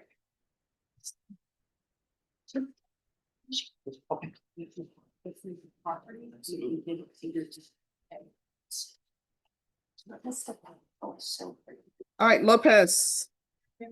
So on this case, We have been in negotiations and discussions with Mr. Spears. And regarding his, we need to review a forensic interview of this child. We have already scheduled one for this coming Wednesday afternoon. And would like to have this matter reset, given Mr. Spears' health concerns. oh, all he has to do is put his offer in the file and somebody else can come down, right? No, yes, Judge, I'll have somebody come down where they can, we'll arrange it to somebody. I didn't finish what I was trying to say, George. I did not finish what I was trying to say. Okay. We were asking that the court recall this matter for October 15th, which is next week, not this coming Wednesday, but next coming Wednesday. Yeah, I'll recall it for October 13th. I think I will likely be back, Judge. My doctor said I'll be out the rest of this week. It's possible it could be go into next week. If there is a complication, I'll contact Norma. All right. All right, we'll see you back October 13th. And that's your final day for plea deadline date. All right, thank you. Court is calling 2023 CR 3770 State versus Donna Lynn Ellis. Can I have parties announced? Horace knows for the state. Peter Calderola standing in for Gail Calderola for Miss Ellis, Your Honor. All right, do you have any objection to this attorney standing in? No, ma'am. Counsel, have you received all discovery? Did you review it with your client? Yes, Your Honor. Court will find that the state is in compliance with discovery. Ms. Ellis, did you review the true bill of indictment with your attorney? Did you understand it? Yes, ma'am. Counsel, do you waive the reading of the indictment? We do, Your Honor. State, are you proceeding on the indictment as presented? Did you review the court admonishments with your attorney? Did you understand it and sign it in all the appropriate places? Yes, ma'am. You're charged with evading arrest, detention with a vehicle. That's a third-degree felony. Range of punishment is anywhere from 2 to 10 years in the prison and up to a $10,000 fine. If you have a plea bargain agreement with the state, the court does not have to follow your plea. If for any reason the court does not follow your plea and gives you more than you bargained for, the fact that you entered a plea will not be used against you and you will be allowed to withdraw your plea. Did you understand? Yes, ma'am. You have a right to jury trial, a right for you or your attorney to cross-examine and confront any witnesses. The state would call in the right to remain silent. By entering this plea, you're giving up those rights. Did you intend to give up those rights and enter into a plea in this case? Yes, ma'am. Counsel, has your client been able to provide you with any defenses? She has, Your Honor. Do you believe she has a rational as well as a factual understanding of the charges against her? I do so believe, Judge. Do you believe she is currently competent and was legally sane at the time of the offense? Yes, Your Honor, I believe she was. Ms. Ellis, has anyone threatened you, coerced you, or placed you in fear to get you to enter the plea? No, ma'am. Anyone promised you anything other than the plea? No, ma'am. Are you satisfied with the way you've been represented? Yes, ma'am. If you're not a U.S. citizen, by entering this plea, you will be deported, denied naturalization, and denied re-entry into the United States. Did you understand? Yes, ma'am. Court will find that defendant has knowingly and voluntarily waived her right to jury trial. Did you review the plea bargain page with your attorney? Did you understand it? Yes, ma'am. According to the plea, punishment is to be assessed at 2 years in the prison. There's an $800 fine. There are no applications. The state will take in consideration CC 701359. Did you understand that to be the plea? Yes, ma'am. Defense, is that the plea? It is, Your Honor. State, is that the plea? Yes, Your Honor. Did you review the waiver of appeal paragraph with your attorney? Did you understand it and sign it in both places? Yes, ma'am. Did you understand by signing that you're waiving your right to appeal? The only items that can be appealed are written pretrial motions that have been filed, heard, and ruled upon by the court. Did you understand? Yes, ma'am. Counsel, are there any such motions? None that I'm aware of, Judge. Then to the offenses charged, how do you plead? Guilty, not guilty, or no contest? No contest. State, any evidence? Yes, Your Honor, state offers states exhibit 1 in all attachments. No objections, Your Honor. All right, state, you may be excused. Did you review the waiver and stipulations with your attorney? Did you understand it and sign it in all the appropriate places? Yes, ma'am. Again, did you understand you have a right to jury trial, a right for you or your attorney to cross-examine and confront any witnesses the state would call, and the right to remain silent? Yes, ma'am. Did you understand that today the state will be presenting evidence in the form of witnesses' statements and police reports, but most importantly, there will be no live testimony? Did you understand? Yes, ma'am. Court will find that defendant has knowingly and voluntarily waived and consented to stipulation of testimony and stipulations. Court will accept into evidence states exhibits 1 and attachments and review the same. All right, after reviewing states exhibits 1 and attachments, the court will find there's sufficient evidence to find you guilty, and the court will find you guilty. What is happening with the drug? I believe which case, Judge? Are you Well, referring to? in the police report, they say that she had drugs. That was rejected, Your Honor, back on 5/2 of 2023 when our office received notice. Right.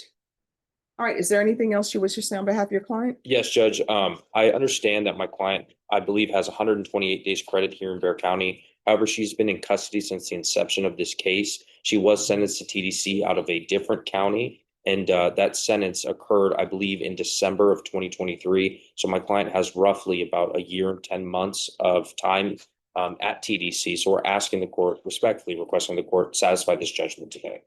All right, then she'll receive, well, I'm not going to judgment satisfied, but what I will tell you is you'll receive custody for any time that you've been in custody while this case has been pending. All right, so if you were in custody and this case was still pending, I'll give you credit for that. Okay. All right. So do you know which TDC case number that is? I do not have the TDC case number. My client does have that information in her jail cell. So what we can do is just, your counsel will call the court and he'll let us know which case number it is, and I'll have it run concurrently with that, and you'll receive credit for that. Yes, ma'am. All right. Thank you. All right, did you review the document entitled Trial Court Certification of Defendant's Rights to Appeal with your attorney? Did you understand it and sign it? Yes, ma'am. Because this is a plea bargain agreement, because I followed your plea bargain agreement, and because you waive your right to appeal, you do not have the court's permission to appeal. Because this is a felony conviction, you're not allowed to own or possess any weapons or ammunition. If you have a question over what that is, you'll need to speak to an attorney. Do you understand? Yes, ma'am. All right, normally, Miss Ellis, I will recommend the therapeutic community for people who want it, but it appeared in the police report that you said you did not want to stop using. So do you want me to recommend the therapeutic community for you? It doesn't increase the time that you're in custody, but it's to help you with any other issues you may be experiencing. While I was in TDC, I completed a 120-day MTC program, drug rehabilitation program. Okay, that is awesome. Also anger management, and I got extra college credits. I was also a teaching assistant for GED to my other peers. I completed a Christian 12-step program. So I wasn't just sitting there idly by. All right, so has that been helping you? It has. All right, so this is what I'm going to tell you, what I've noticed, and I don't want you to fall into this trap. Usually when people get out of prison, they celebrate and it goes downhill from there. So when you're released from prison, if you cannot find a sober living house or someplace to help you, if I'm still here, you come back here, I'll pick up the phone and call somebody to help you. Yes, ma'am. I All do right. have a place to go. Oh, that is so awesome. All right, well, good luck to you. Thank you very much. All right, thank you. Thank you, Your Honor. May we be excused? Yes. And I will be in touch with the court to provide that TDCJ number. All right, thank you. All right, Eric Mason.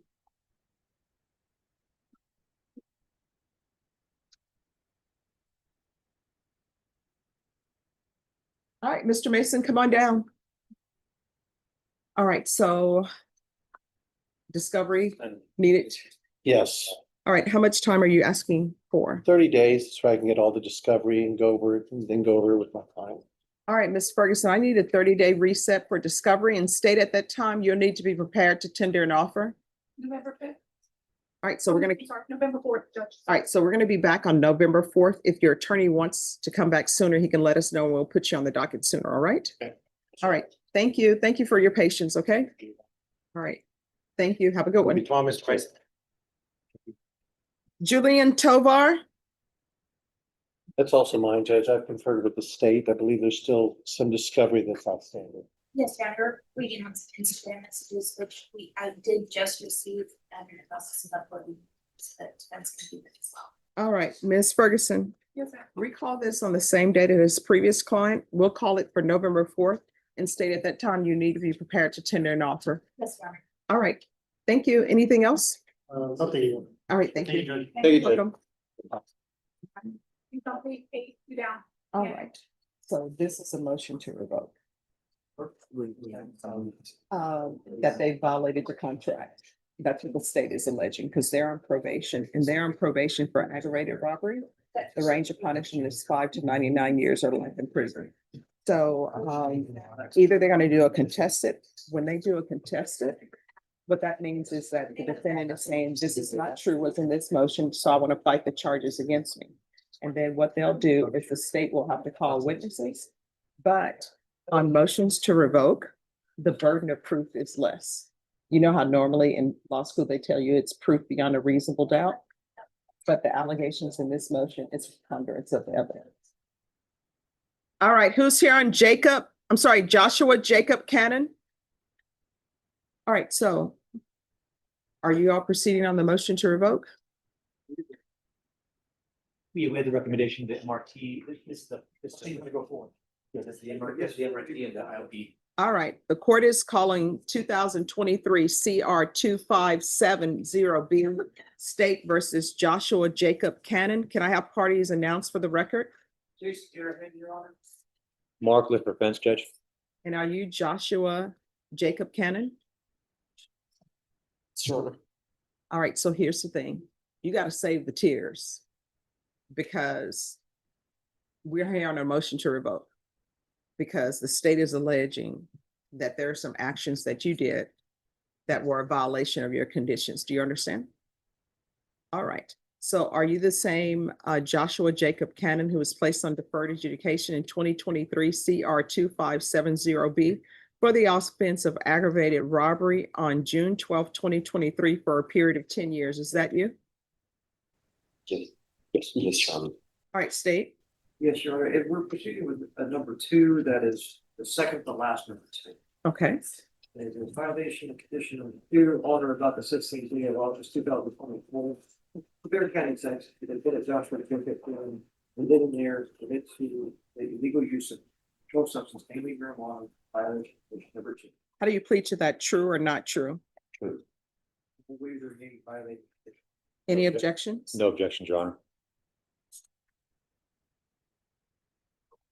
Did you understand by pleading true to violation of condition number 2, the court could find it true, grant the motion, find you guilty, and sentence you to life in prison? Yes, sir.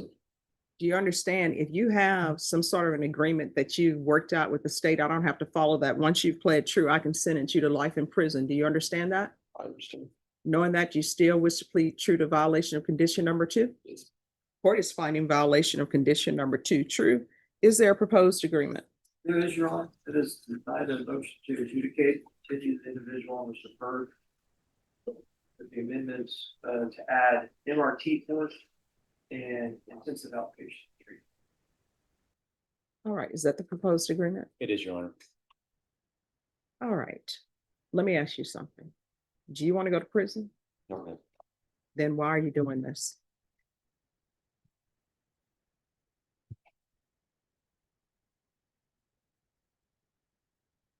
I make bad decisions. No, I mean, here's the thing. You have decisions that you have to make. And on the one hand, your decision is, do I want to do this? If I do this and I'm caught, I could look at life in prison. And then what ends up happening is your attorney has and this is where I've been a defense attorney before. This is where the attorneys are throwing themselves on the mercy of the court saying, please let this judge follow our agreement, even though I don't have to do it. So when you're making decisions and knowing you could go to prison and you're still choosing to do this nonsense. I've been going to NA meetings. I've been going there for 2 weeks. So I've been trying to. Well, but see, here's the thing. You've been on probation since 2023 and you only have two weeks. What have you been doing with your life? Do you have employment? Yes, What do you do? I work for No Country Waste Solutions. I've worked 60 hours every week. But you find time to do this. So, I mean, I will tell you, and your attorney will tell you, and Mr. Garaham will tell you. How old are you? 20. You're 20. Do you know how many 20-year-olds are at the prison? A lot. And if you don't want to get your life in order, you know what's going to end up happening? You're going to be at the prison. I will still remember you because I remember all the people who come through here. But you know what everybody's going to say? Oh, well. And this is what I can tell you about the government. The government may not have money to build state hospitals, but they will always find money for the prisons. And whether or not there's supposed to be 5 people in the cell or 2 people in the cell, they will put 5 people in that cell. They will put 6 people in that cell because they're not going to let you just be out here and say, oh, well, you know, it's overcrowded, so we don't have another jail, so we'll just let him be out here. That's not the way it works. And he can tell you that's not the way it works. And if you're drug tested today, are you going to be positive? You need to tell the truth and shame the devil. What are you going to be positive for? Marijuana, yeah. So here's the thing. I know people say marijuana is not a big thing, but when you're on probation, guess what? And your attorney will tell you this. You're not even allowed to drink alcohol in your house. Yes, ma'am. So you're not even allowed to smoke marijuana in your house. If you do, you know what that's telling me? You want to go to prison. So I'm going to give you a decision. And what I can tell you is, you know yourself better than your attorney does, better than I do, better than probation, better than the state does. So I want you to look deep inside yourself and discover and realize whether or not you can complete this probation or not, because you signed up for probation to be on probation for 10 years. So that's 2033. If you cannot complete this probation and you know you cannot complete this probation, just let us know. I will sentence you to 5 years in the prison. Otherwise, I will follow this agreement that you've reached. They're going to give you UAs and they're going to test for levels. If those levels go up, that signifies that you're using, and a motion to revoke is going to be filed, and we're going to be right back here.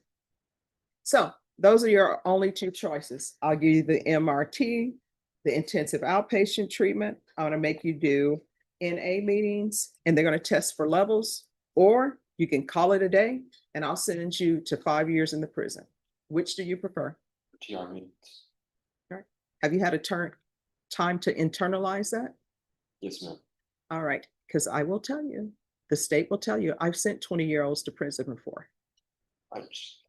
And Judge, I know he's very emotional right now, but when I've talked with him, he has conveyed he needs help. I mean, he has been self-medicating. He got in a real bad accident about 1.5 years ago, jacked up his hip, no excuse, but he needs help to figure out not doing that. I mean, he takes full responsibility, Judge. All right, probation, I'll deny and I'm sorry, probation, are you recommending this as well? Yes, Judge. All right, the court will deny the motion, alternate amending conditions to include the MRT, IOP, and I'm gonna want UAs, test him for levels. And he's gonna do sober support meetings.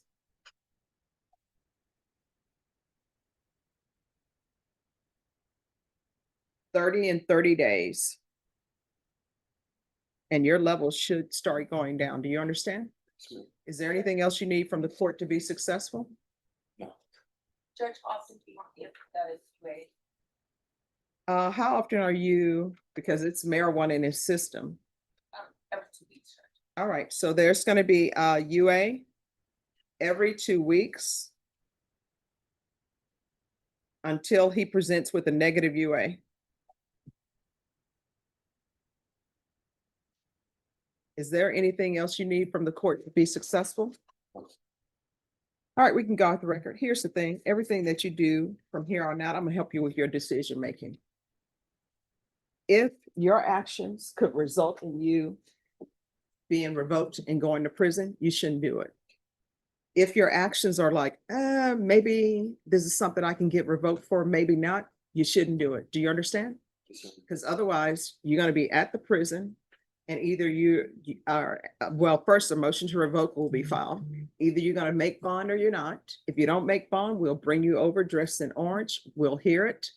And either you're gonna get revoked or not, and either you'll end up in prison or not. Do you understand? Yes, Your Honor.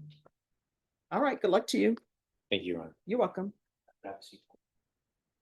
Last setting, Judge, and I've talked with the state probation, we had looked into drug court because we believe that, and I don't want to speak for probation, but we believe that he'd be an excellent candidate. We had filed a request he had gotten denied before, but it was because he had an active warrant, so they wouldn't even screen him. The next screening is tomorrow morning, and so the state's not opposed if you would consider resetting him a week, if you would consider allowing him to apply to see if he's eligible for drug court. On Mr. Renteria, and then we have a sentencing on Mr. Gomez. Okay, just 1 second. Yes, Your Honor. Are they in your class or are they just in high school? Oh, they're at St. Mary's, so they're coming by to figure out if they've made the right choice for this profession. I think they have. No one likes lawyers. All right, Ruben Renteria. So they have this as a contested. Is he gonna enter a plea of truth? We have an agreement, Judge. Yes, Judge. All right, so let's have him enter his plea of truth.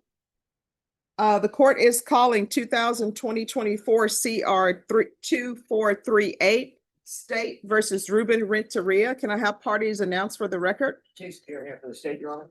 Mark Wood for defense. And are you Ruben Renteria? Yes, Your Honor.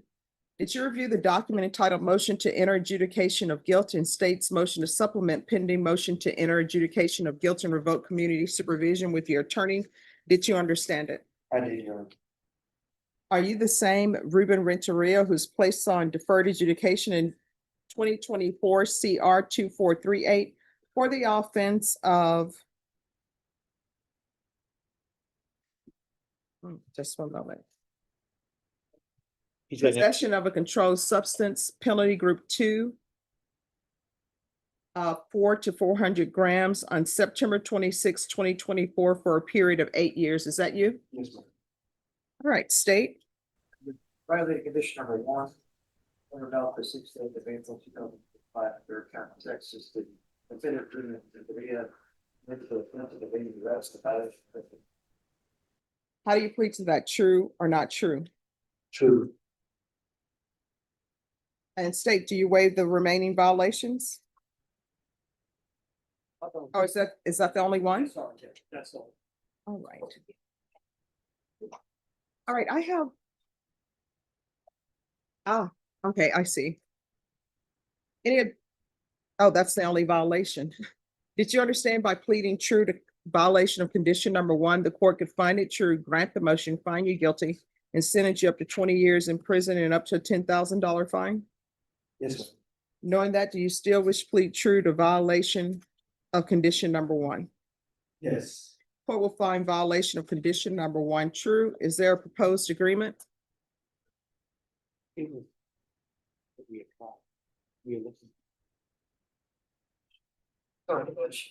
It's, Jason's filling in on Yes. another prosecutor, Judge. it looks like, I believe that it's a little bit different.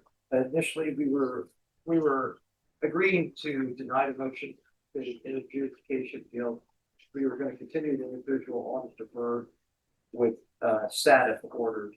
But I believe that, since for this spoke with, the probation department, and I believe that he is a candidate for drug court, so he's supposed to be evaluated for that. All right, off the record from.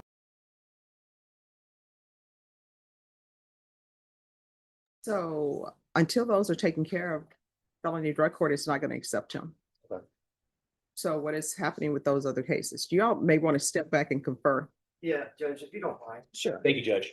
All right, so what we'll do is we're gonna have to bring him back at 1:30 because it's Yes, Judge. lunchtime. Yes, Judge. Okay, all right, thank you. So we'll bring you back at 1:30. Thank you, Judge. You're welcome. One down. Adrian Holmes. No, I mean, are you on Adrian Holmes? I am. All right, my understanding is he's currently incompetent. Correct. All right, Ms. Ferguson, if you can set this in February, please. And counsel, if he regains competency before then, let us know. They're trying jail-based, so we'll see. Yeah. Okay. If they're trying jail-based, then Norma, bring it back. Let's do December. I can do, can we do the last week, Yes. the 18th, December 18th? Okay. Good, thank you. All right, thank you. So whenever you have somebody is incompetent, that means that they don't have an understanding of the proceedings against them. And once that's declared, there's nothing that you can do. You can't proceed on anything else until they regain competency. All right, the court is calling 2023 CR 3. I'm sorry, 2023 CR 9393, State versus Darwin Gomez Jr. Could I have parties announced? Megan Gallery for the state. Mark Litt for defense, Judge. And are you Darwin Gomez? Yes, Your Honor. All right, you entered a plea. And according to your plea bargain agreement, punishment is to be assessed at 10 years in the prison. There's a $2,000 fine, affirmative finding of deadly weapon. The state is opposed to your application of deferred adjudication, and there's to be restitution, if any, to the complainant. Have both parties had a chance to review the PSI report? Yes, Your Honor. Any objections to the PSI report by any party? Not from defense, Judge. All right, and are there any witnesses? No, Judge. We provided the court with a packet and then argument. All right, and so state any objections to the court reviewing the packet? No, no. All right, so if I could have that back. Thank you. And let me review this. Yes, Judge. Right, the court has reviewed the packet you wanted the court to see. Thank you, Your Honor. All right. And state you have no witnesses? No, you're. All right, so the first thing I would like for you to address, and maybe you can address it through your client, it says that guilt was minimized in the PSI. What is that about? And if you want to ask Mr. Gomez himself, you're obviously more than welcome to. I was shocked when I read that because in all the conversations that I've had with him he took responsibility for the plea despite my urging to go to trial because he did accept responsibility to me many times. So I don't know if it was just miscommunication and I'm sure he can explain that to you himself, Judge. All right. You want to raise your right hand? Do you solemnly swear and affirm the testimony you give will be the truth and nothing but the truth, so help you God? Yes, Your Honor. All right, you can lower your hand. Is there something you wish to say? Completely regret everything that I ever did in regards to that, Your Honor. I was entirely in fear for my life, but regardless of the fact, I should have left it in God's hands and not taken it in myself. And there's not a day that goes by that I don't regret what I did. I put my whole family and my wife through hardship. I never meant to do that. They all rely on me a great deal.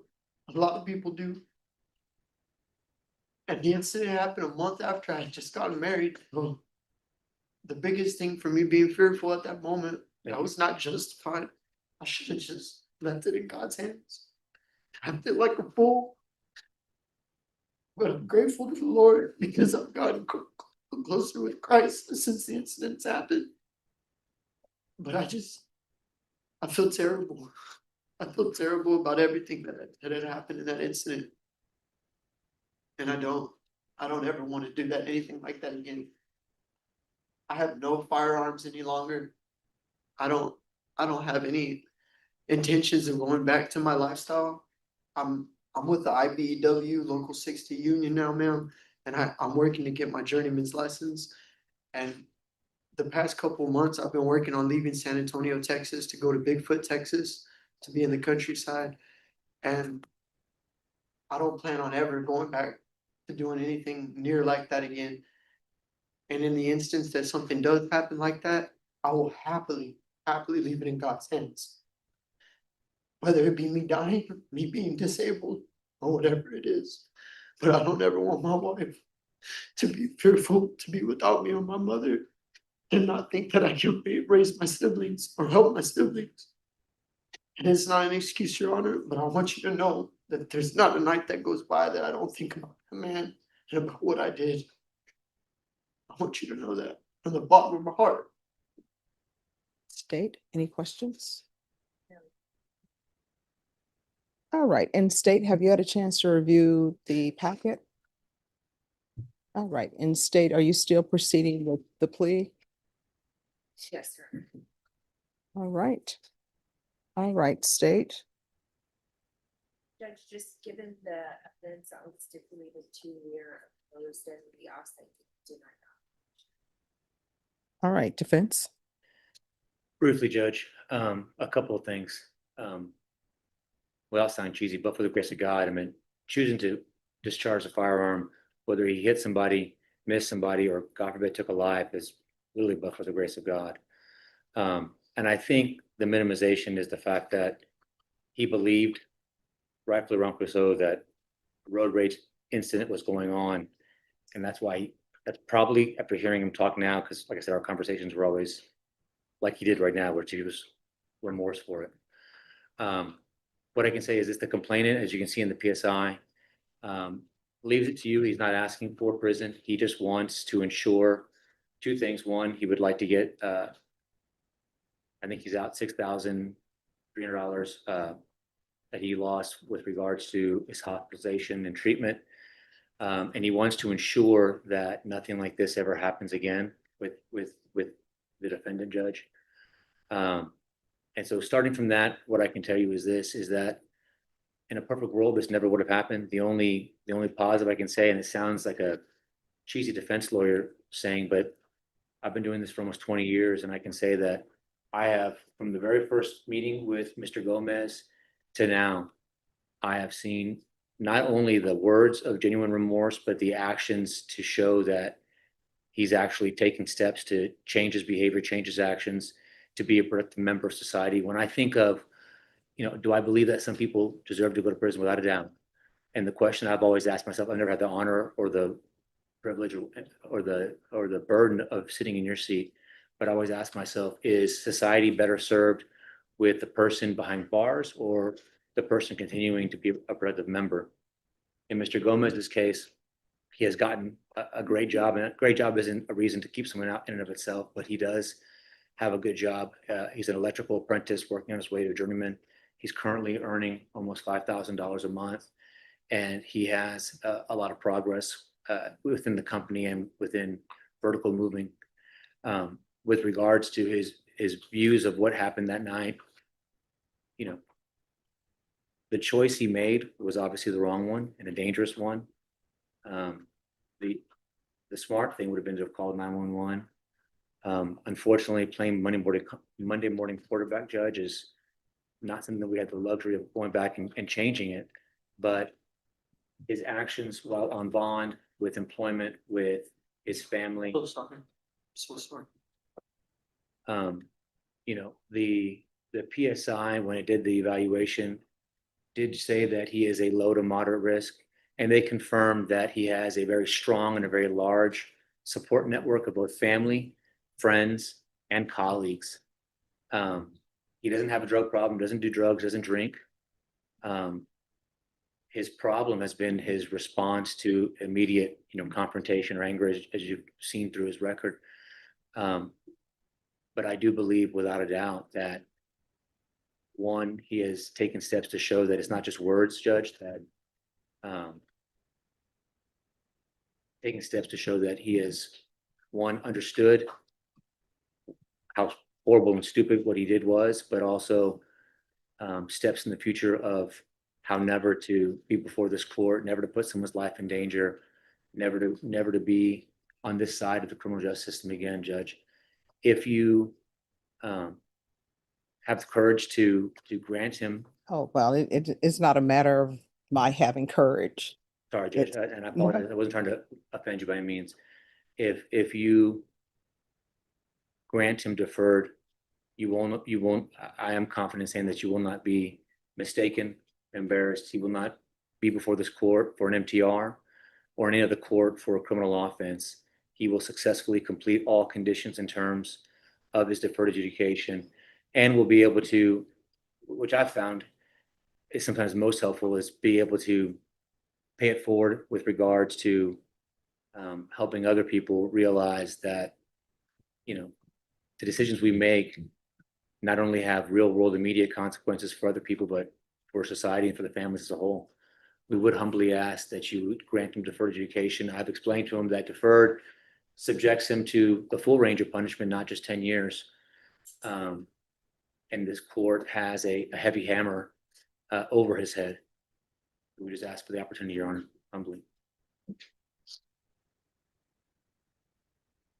May I say something, Your Honor? Sure.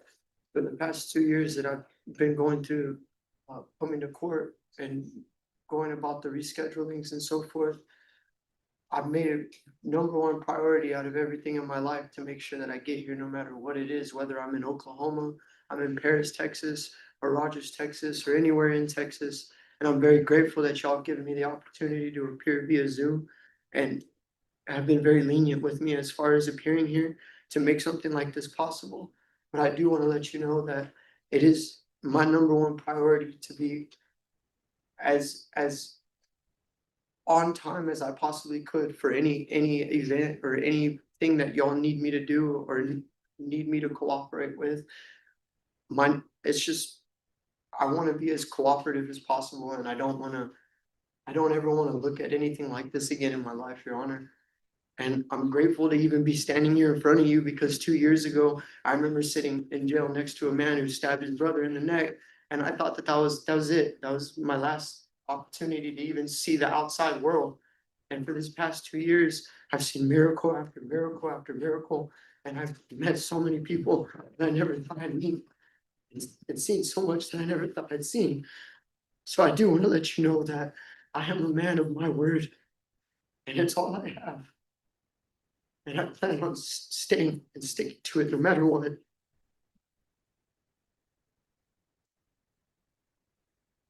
All right.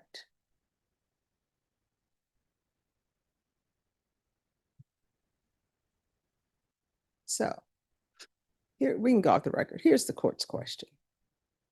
Let me just tell you, sometimes I think out loud. Sometimes what I'm thinking out loud, these are just thoughts.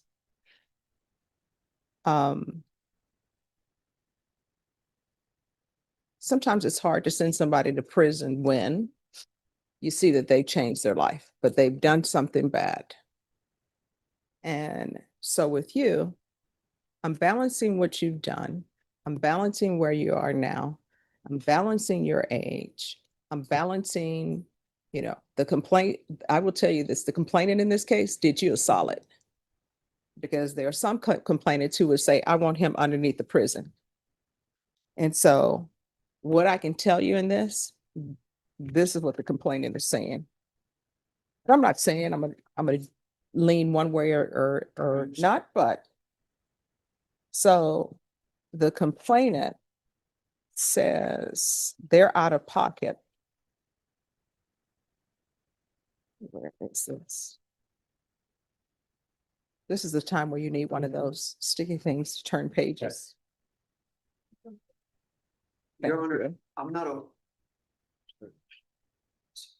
So the complainant says they're out of pocket $6,136.20. And what I can tell you is normally when people say they lost this amount from work, I'm like, I'm not allowed to legally give that. But he says he lost a week's pay. That's $1,096.16. And he says his vehicle is still impounded. I don't know if his vehicle is still impounded or not. I don't know how to check on that. But he's saying that vehicle is valued at $8,000. So if you add the approximately $6,000 plus the $1,000 out of work and the $8,000, that leaves a restitution amount of $15,232.36. Now, what I can tell you is I will think about this, but you probably need to speak with the state and speak with your defense attorney about this restitution amount, because it appears that's a majority of the complainant's concern. I'll take care of it, Your Honor. Well, no. You want to talk to your attorney about this, because what I'm telling you, this is what I've discovered in my time on the planet. Yes, Your Honor. Everybody says they're going to do certain things. Everybody said they're going to pay a certain amount. And then you know what ends up happening? They're on probation. They're supposed to pay a certain amount and then they don't pay it. And if there's a motion to revoke filed and it's over fees, I can't send somebody to prison for not paying money if they establish that they're unable to afford it. So whenever there's restitution, especially at this amount, I usually want a majority of it paid up front. So you may want to step back and speak with your attorney and speak with the state. Yes, Yes, Your Honor. Thank you, Judge. And state, if you want to, just one moment, we'll go off the record.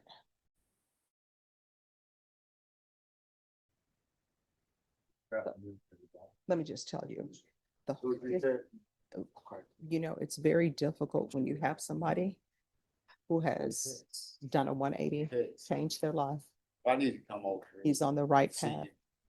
The stipulations in this, it's sort of, you could see why things converged and this is the way it happened. Because sometimes it's at night, somebody's following you, somebody's flipping you off, somebody's doing this, then everybody's driving slow. Now, if you don't have a weapon and everybody's driving slow and flipping people off, maybe you don't have this. So it's difficult. They're difficult decisions. It'll be nice if I had something that tells me, hey, if you do this, this is what's going to happen. So we shall see. Anyone else who's ready? Genevieve Perez? And are there any applications? There's an application for probation, Your Honor. All right, probation, there's an application. Court is calling 2025 CR 010422, State versus Genevieve Perez. Can I have parties announced? Brandon Lopez standing in for Rochelle Savedo for Ms. Pettis. And are you Ms. Perez? Yes, Any objection to this attorney standing in? No. Counsel, have you received all discovery? Did you review it with Ms. Perez? We have, and we did, Your Honor. Ms. Perez, did you review the document entitled Application for Community Supervision with your attorney? Did you understand it? Yes, ma'am. Did you review the true bill of indictment with your attorney? Did you understand it? Yes, ma'am. All right, you're gonna have to speak up. Yes, ma'am. And counsel, do you waive the reading of the indictment? We waive it, Your Honor. Court will find that the state is in compliance with discovery. State, are you proceeding on the indictment as presented? Yes, Your Honor. Did you review the court admonishments with your attorney? Did you understand it and sign it in all the appropriate places? Yes, ma'am, I did. You're charged with possession of a controlled substance, penalty group 1, 40 to 200 grams. That's a second-degree felony. Range of punishment is anywhere from 2 to 20 years in prison and up to $10,000 fine. If you have a plea with the state, the court does not have to follow your plea. If for any reason the court does not follow your plea and gives you more than you bargained for, the fact that you entered a plea will not be used against you, and you will be allowed to withdraw your plea. Did you understand? You have a right to jury trial, a right for you or your attorney to cross-examine and confront any witnesses. The state will call in the right to remain silent. By entering this plea, you're giving up those rights. Did you intend to give up those rights and enter into a plea in this case? Yes, ma'am. Okay, you're gonna have to speak up. Yes, Counsel, has your client been able to provide you with any defenses? she has, Your Honor. Do you believe she has a rational as well as a factual understanding of the charges against her? I do, Your Honor. Do you believe she's currently competent and was legally sane at the time of the offense? In my opinion, she is. Ms. Pettis, has anyone threatened you, coerced you, or placed you in fear to get you to enter the plea? No, Anyone promised you anything other than the plea? no, ma'am. Are you satisfied with the way you've been represented? Yes, ma'am. If you're not a U.S. citizen, by entering this plea, you will be deported, denied re-entry, and denied naturalization. Did you understand? Yes, ma'am.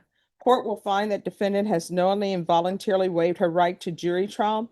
Did you review the plea bargain page with your attorney? Did you understand it? Yes, ma'am. According to the plea, punishment is to be assessed at 6 years in the prison.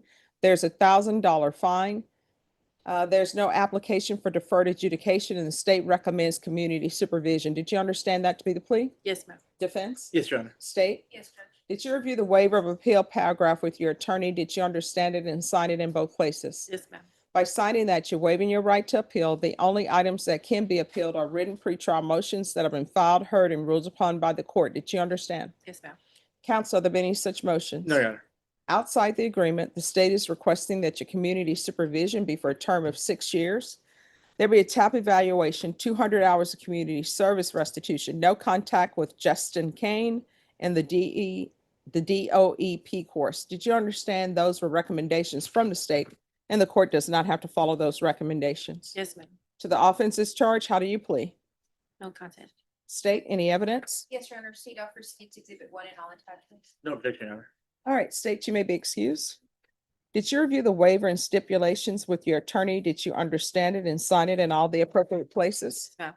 Again, did you understand you have a right to jury trial, a right for you or your attorney to cross-examine and confront any witnesses the state would call in the right to remain silent? Yes, Did you understand that today the state will be presenting evidence in the form of witnesses' statements and police reports, but most importantly, there'll be no live testimony? Did you understand? yes, ma'am.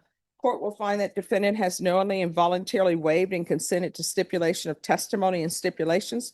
Court will accept into evidence states exhibits 1 and attachments, and the court will review the same. All right, after reviewing states exhibits 1 and attachments, the court will find there is sufficient evidence to find you guilty, and the court will find you guilty. Are you proceeding with sentencing? We are, Your Honor. Anything you wish to say on behalf of your client? We just asked the court to follow the plea bargain, Your Honor. All right, do you have any children? Yes, I do. What are their ages? 22, 21, 15. All right, who's with the 15-year-old? My ex-husband, All right, and who is Justin Kane to you? a friend of mine. Just a friend. Then why was he with you? I work for him. He has a business. He moves mobile homes. And we were at the location where we have our mobile homes at. And I was in the wrong place at the wrong time, so, Well, no, I mean, but he's kind of like, sometimes you're in the right place at the right time, yeah. right? So how often have you been using? No, I wasn't mine. It was his, but he put it in a pill bottle that was my name on it because he took it from a bag that I had inside the truck. No, you said it was yours. In the police report, I'm just going by what's in the stipulation. You claimed it all as yours. At the time I had no choice, but. No, it I was mean, there's always a choice. You can say it's not mine. Yeah. Is that not a choice? Yes. Did somebody have a gun to your head and told you No, you ma'am. had to say this was yours? No, ma'am. And I don't believe this story that he's in the business of moving mobile homes and you were helping him. That sounds very odd to me. What is the name of his moving business? Transport. It will be Kane Transport, right? Because his last name is Kane.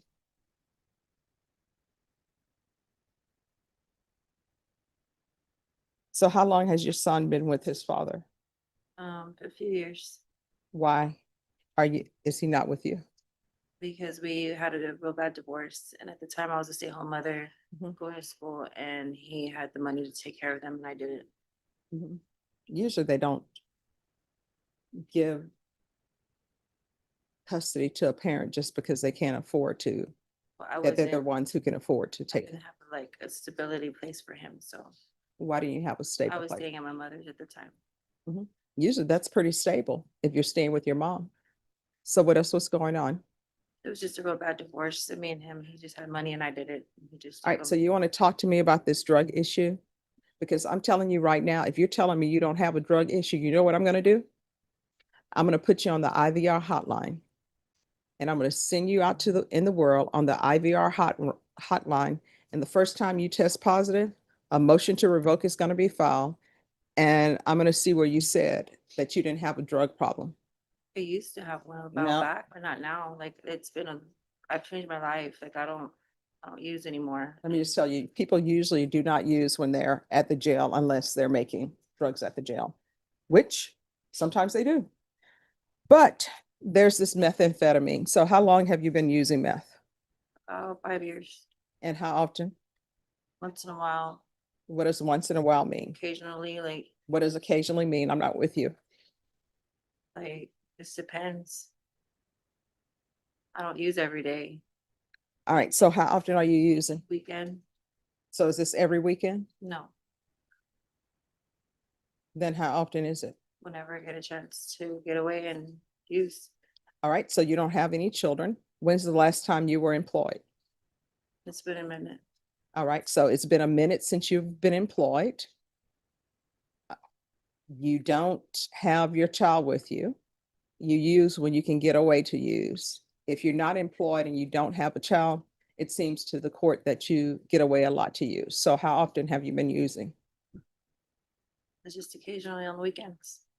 And is this every weekend? Is this No. every other weekend? How I often could is it? say maybe like twice a month. I go out and just hang out with a couple of friends. I don't believe you.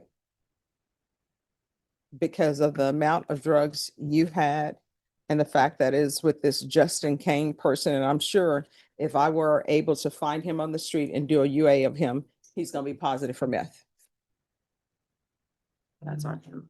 All right, so I'm gonna make it on you because this is what we're gonna do. Probation on this case. As previously stated, I'm finding there's sufficient evidence to find you guilty. I'm going to sentence you to 6 years in the prison, suspended and probated for 6 years. There's $1,000 fine. There's going to be 200 hours of community service restitution. 100 hours will be deemed satisfied upon completion of parenting classes. Proof of employment within 30 days of release. No employment as a home health care provider or with minors. No residing in a household with minors.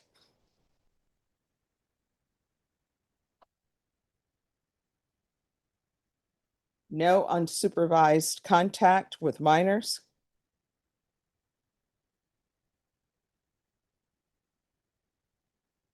IVR hotline with testing at least every 2 weeks.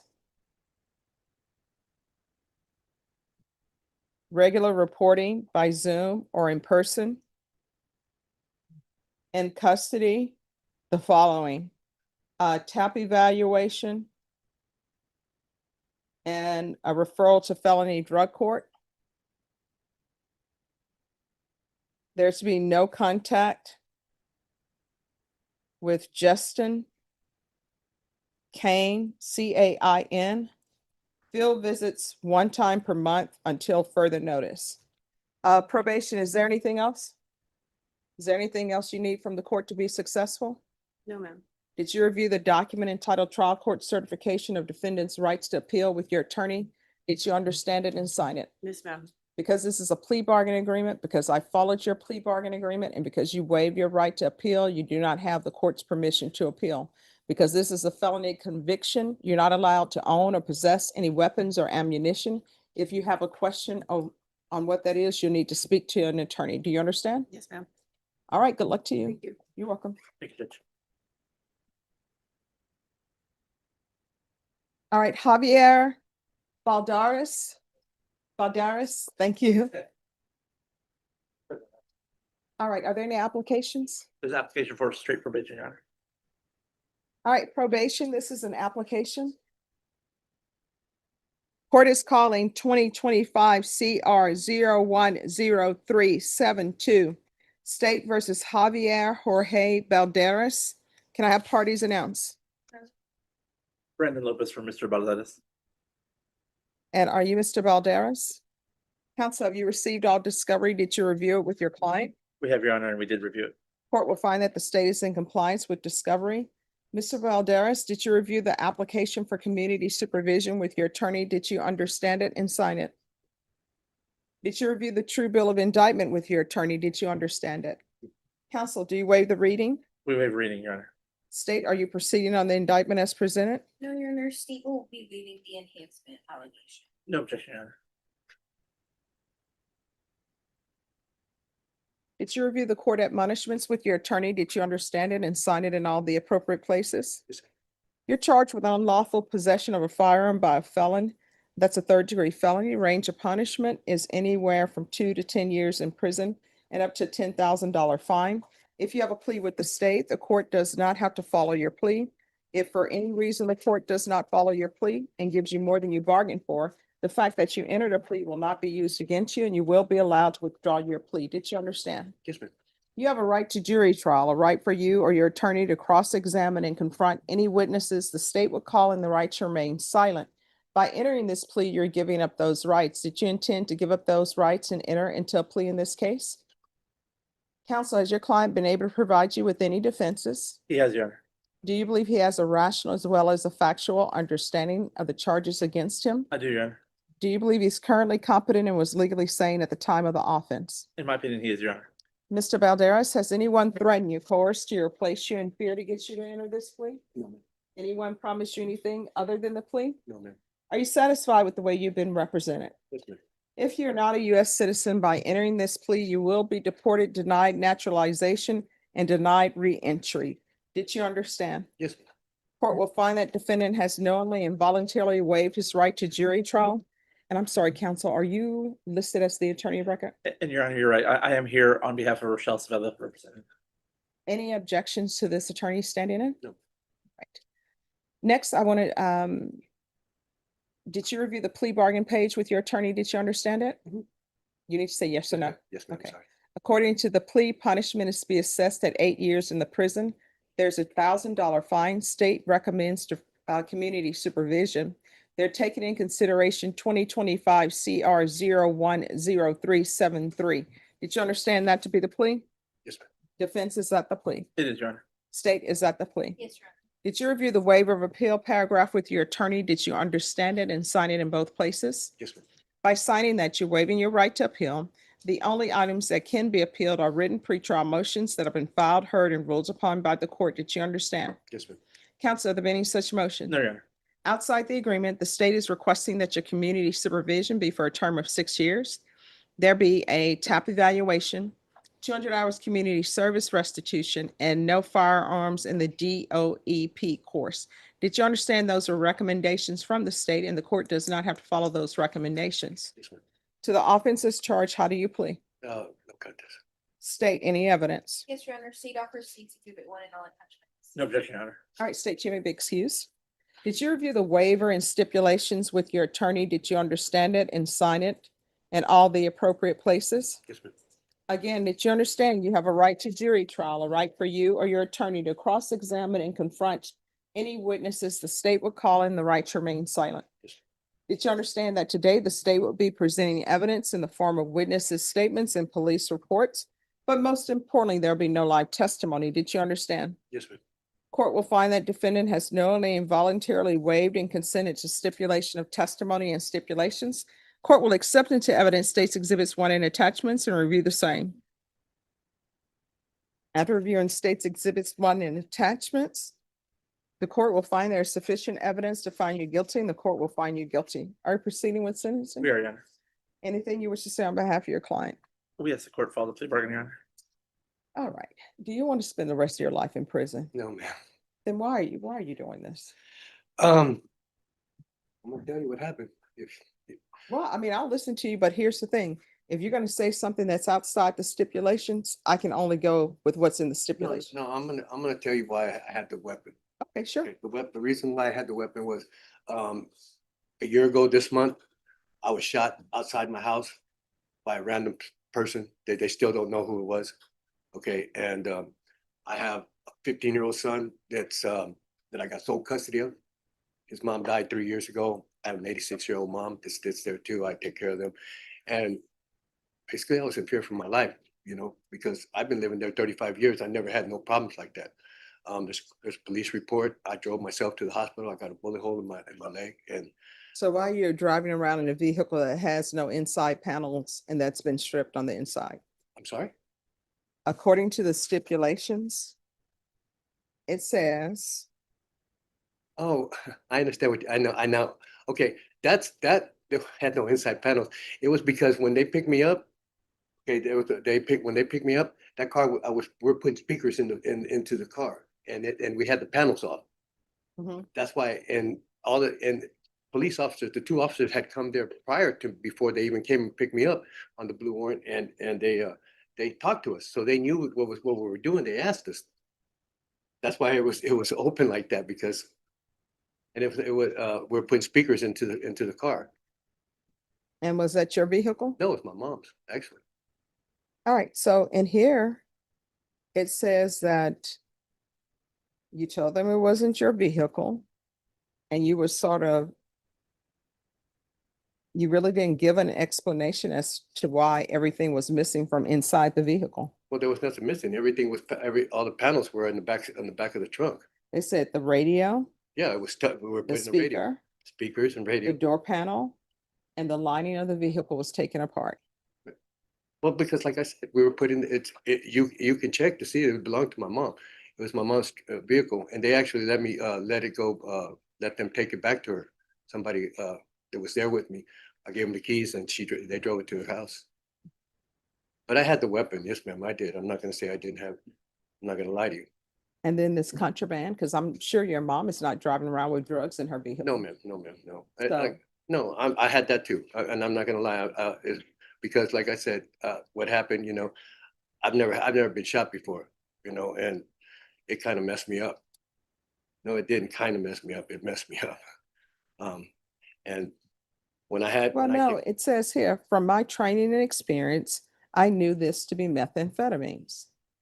Suspect, that's you, quickly stated the narcotics was not his because he borrowed the pants from an unknown person. I don't know where they got that, because I told them it was mine. He took it out of my pocket, so I'm not gonna lie. And I told him the gun was mine too. I admitted to all the stuff. All right. Anything you wish to say? Nothing further, Your Honor. When's the last time you have employment? I'm actually, what I was doing was selling hot dog carts. Mhm. I'm 62 years old. I was getting ready to retire and stuff, but I've been selling hot dog carts, and I had a business. It was a transmission business right there between Eisenhower And what happened to the blue warrant? What was the outcome? I'm discharged. They're waiting to see what happens. I've got 24 years on it, on a 25-year sentence. And I've got like 600 something days of back time, and only have like 500 something days left on it. So I should have already discharged like 100 something days ago. All right, here's the thing. You have a choice, and this is your choice. Okay. One, I can follow your agreement, give you probation, or if you all want to renegotiate, I can sentence you to 2 years. I'll take the probation. All right, the court is going to sentence you to 8 years, suspended and probated for 6 years.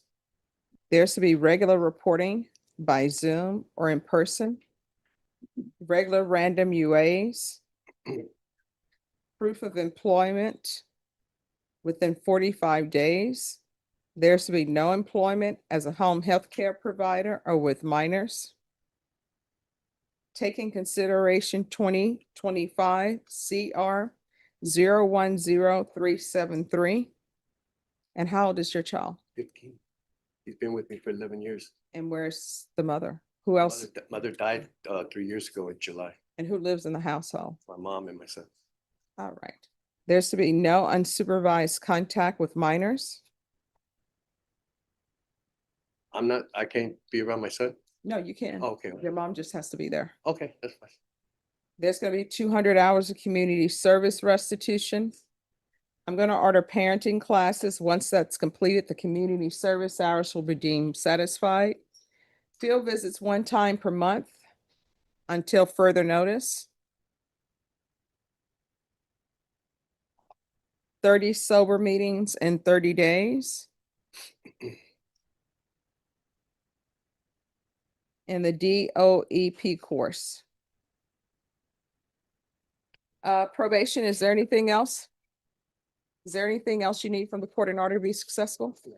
Did you review the document entitled Trial Court Certification of Defendant's Rights to Appeal with your attorney? Did you understand it and sign it? Because this is a plea bargaining agreement, because I followed your plea bargaining agreement, and because you waived your right to appeal, you do not have the court's permission to appeal. Because this is a felony conviction, you're not allowed to own or possess any weapons or ammunition. If you have a question over what that is, you'll need to speak to an attorney. Do you understand? Yes, ma'am. All right, good luck to you. Thank You're you. welcome. Thank you, Judge. You're welcome. Joe Anthony Thomas.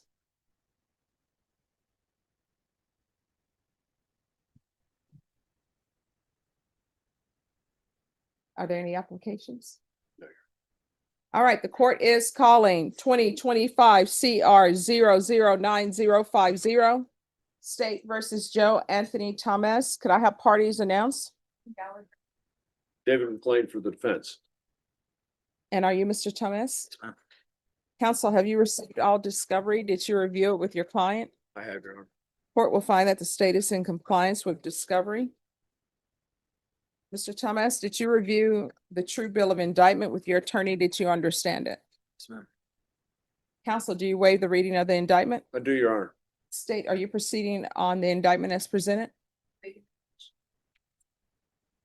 That's your understanding, Judge. I have no objection.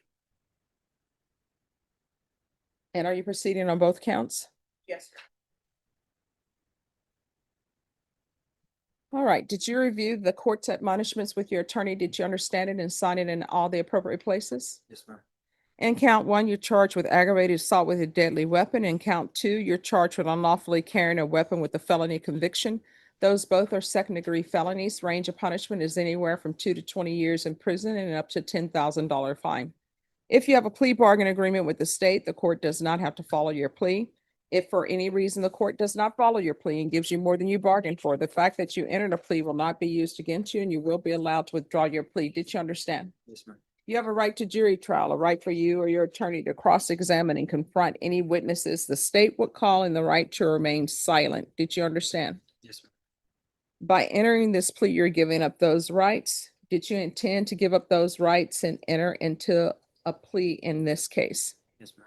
Counsel, has your client been able to provide you with any defenses? Yes, Your Honor. Do you believe he has a rational as well as a factual understanding of the charges against him? I do, Your Honor. Do you believe he's currently competent and was legally sane at the time of the offense? I do, Your Honor. Mr. Thomas, has anyone threatened you, coerced you, or placed you in fear to get you to enter this plea? Anyone promised you anything other than the plea? Are you satisfied with the way you've been represented? Yes, ma'am. If you're not a U.S. citizen, by entering these pleas to counts 1 and counts 2, you will be deported, denied naturalization, and not be allowed to re-enter. Did you understand? Yes, ma'am. Court will find that defendant has no. All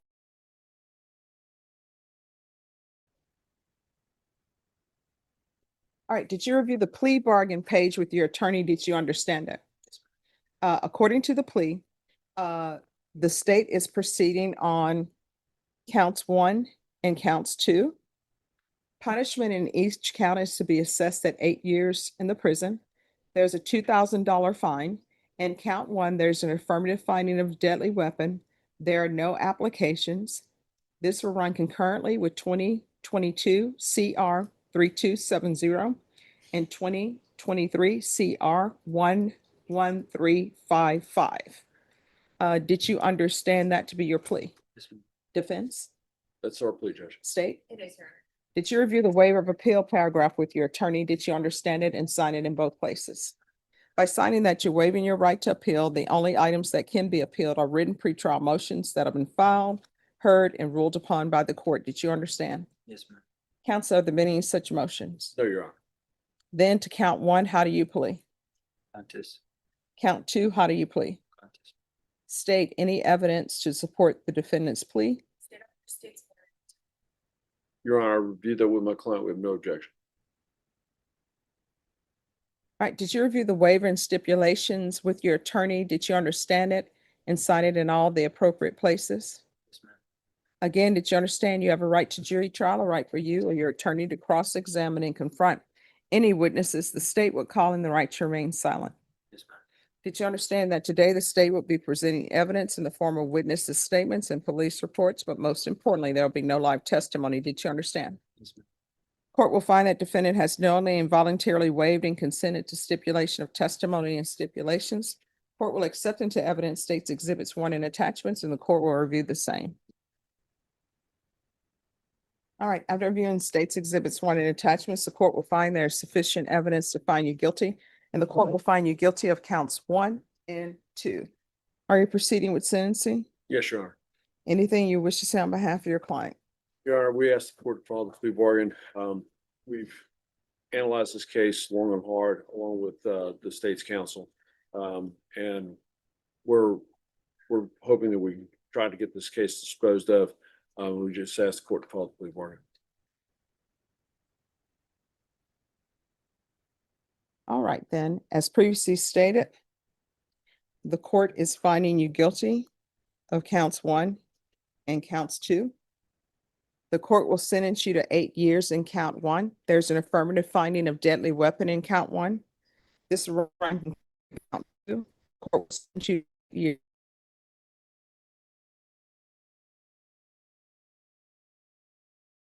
11355, and there's a $2,000 fine. Is there anything else from either side with regards to sentencing? Your Honor, I wanted to clarify the cases that, did you say those were being taken into consideration? Or were- I'm sorry, concurrent with. Thank you, Judge. Yeah, I Thank believe you. that Thank was- you for the correction. No, I believe that was what the agreement was. All right, and so for the record, this cause number 2025 CR 009052 will run concurrently with 2020 CR 3270 and 2023 CR 11355, and counts 1 and counts 2 will run concurrently. Thank you, Judge. All right, did you review the document entitled Trial Court Certification of Defendant's Rights to Appeal with your attorney? Did you understand it and sign it? Yes, ma'am. Because it's a plea bargain agreement, because I followed your plea bargain agreement, and because you waive your right to appeal, you do not have the court's permission to appeal. Because this is a felony conviction, you're not allowed to own or possess any weapons or ammunition. If you have a question over what a weapon or ammunition is, you'll need to speak to an attorney. Do you understand? All right, we're proceeding with 2022 CR 3270. And 2023 CR 11355. Did you review the document in 2023 CR 11355 entitled Motion to Enter Adjudication of Guilty and Revoke Community Supervision with your attorney? Did you understand it? Yes, ma'am. Are you the same Joe Anthony Thomas who was placed on deferred adjudication in 2023 CR 11355 for the office on unlawful possession of a firearm by a felon on April 2nd, 2024 for a term of 5 years? Is that you? And in cause number 2022 CR 3270, are you the same Joe Anthony Thomas who's placed on community supervision on April 28, 2022 for a term of 6 years for the offense of possession of a firearm by a felon? Is that you? Yes, ma'am. All right, state. Violation of condition number 1 on or about the 18th day of April 2025 in Bexar County, Texas. The defendant, Joe Anthony Leopoldo Thomas, committed the offense of assault in violation of condition number 1. And is that the same allegations in both motions? It is, sir. Then in each motion, how do you plead to that allegation, true or not true? And cause number 2023 CR 11355, did you understand by pleading true to violation of condition number 1, the court could find it true, grant the motion, find you guilty, and sentence you up to 10 years in the prison and up to $10,000 fine? Yes, Knowing that, do you still wish to plead true to violation of condition number 1? yes, ma'am. Court will find violation of condition number 1 true and cause number 2022 CR 3270. Did you understand by pleading true to violation of condition number 1, the court could find it true, grant the motion, and sentence you up to 6 years in the prison? Knowing that, do you still wish to plead true to violation of condition number 1? Court will find violation of condition number 1 true. Is there a proposed agreement? There is, Your Honor, it's for to grant the state's motion to revoke the defendant and sentence him to 8 years in prison. That's our understanding, Your Honor. All right, Mr. Thomas, what I can tell you in the motion to enter adjudication of guilt, it appears to the court that you have learned nothing. So, in cause number 2023 CR 11355, the court is going to grant the motion, find you guilty, revoke. The court is going to sentence you to 10 years in the prison, give you credit for any time served. This will run concurrent with 2025 CR 09050. There should be no contact with the following persons: Christopher Michael Talamontes, Vincent Bernard Alanis, Joshua Patrick Helton, Rings of Fire Tattoo. And in cause number 2022 CR. Oh, and I'm sorry, this is also to run concurrent with 2022 CR 3270. And cause number 2022 CR 3270, the court is going to revoke. The court will sentence you to 6 years in the prison, give you credit for any time served. This is to run concurrent with 2025 CR 009050 and 2023 CR 11355. And there's to be no residing with minors and no unsupervised contact with minors. In each of those cause numbers, did you review the trial court certification of defendant's rights to appeal with your attorney? Did you understand it and did you sign it? All right, in each of the cause numbers, you have a limited right to appeal. That right to appeal is as it relates to the allegations in the motion, not the fact that you are in deferred adjudication or community supervision.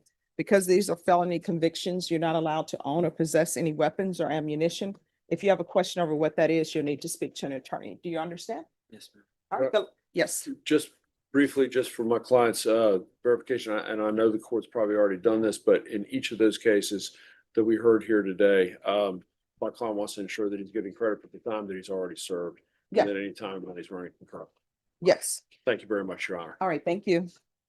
Be excused, Your Honor. Yes. Thank you very much. Judge, can we approach? Yes. Just off the record, I wanted to get your opinion on something. Okay. We've been conferring with the state. I've conferred with her for about an hour plus, hour and a half. It is my opinion that she needs a little more of a mental health, and I don't mean the mental health evaluation. I think the competency is my question. She's asking the same question over and over, and it's So are you mainly saying because she's not competent? I don't think she's understanding what's going on. And then I have spurts of, I think, lucidity where I think she's getting it, and now I don't think she understands. However, I do understand that the mental health component is one of the requirements where they want or possibly agreeing to plea, but I just don't feel, because the Now, question here's keeps the coming thing. up. If you don't think she's competent, then we'll schedule her for a competency evaluation. So what I would request is that I really don't know how to approach this, Judge. Maybe if we start the proceeding and you feel like, because I know the court can also, I don't want to be paranoid. So I don't know. I don't want to put her at more time because she has been there 6 weeks, I believe. All right, so here's the thing. If you believe that she's not competent, then we can't proceed. So you're on community supervision, a form of probation. Do you understand? All right, so what you're on probation for is a 3rd-degree felony. So you're on probation for obstruction or retaliation as a 3rd-degree felony. Do you understand?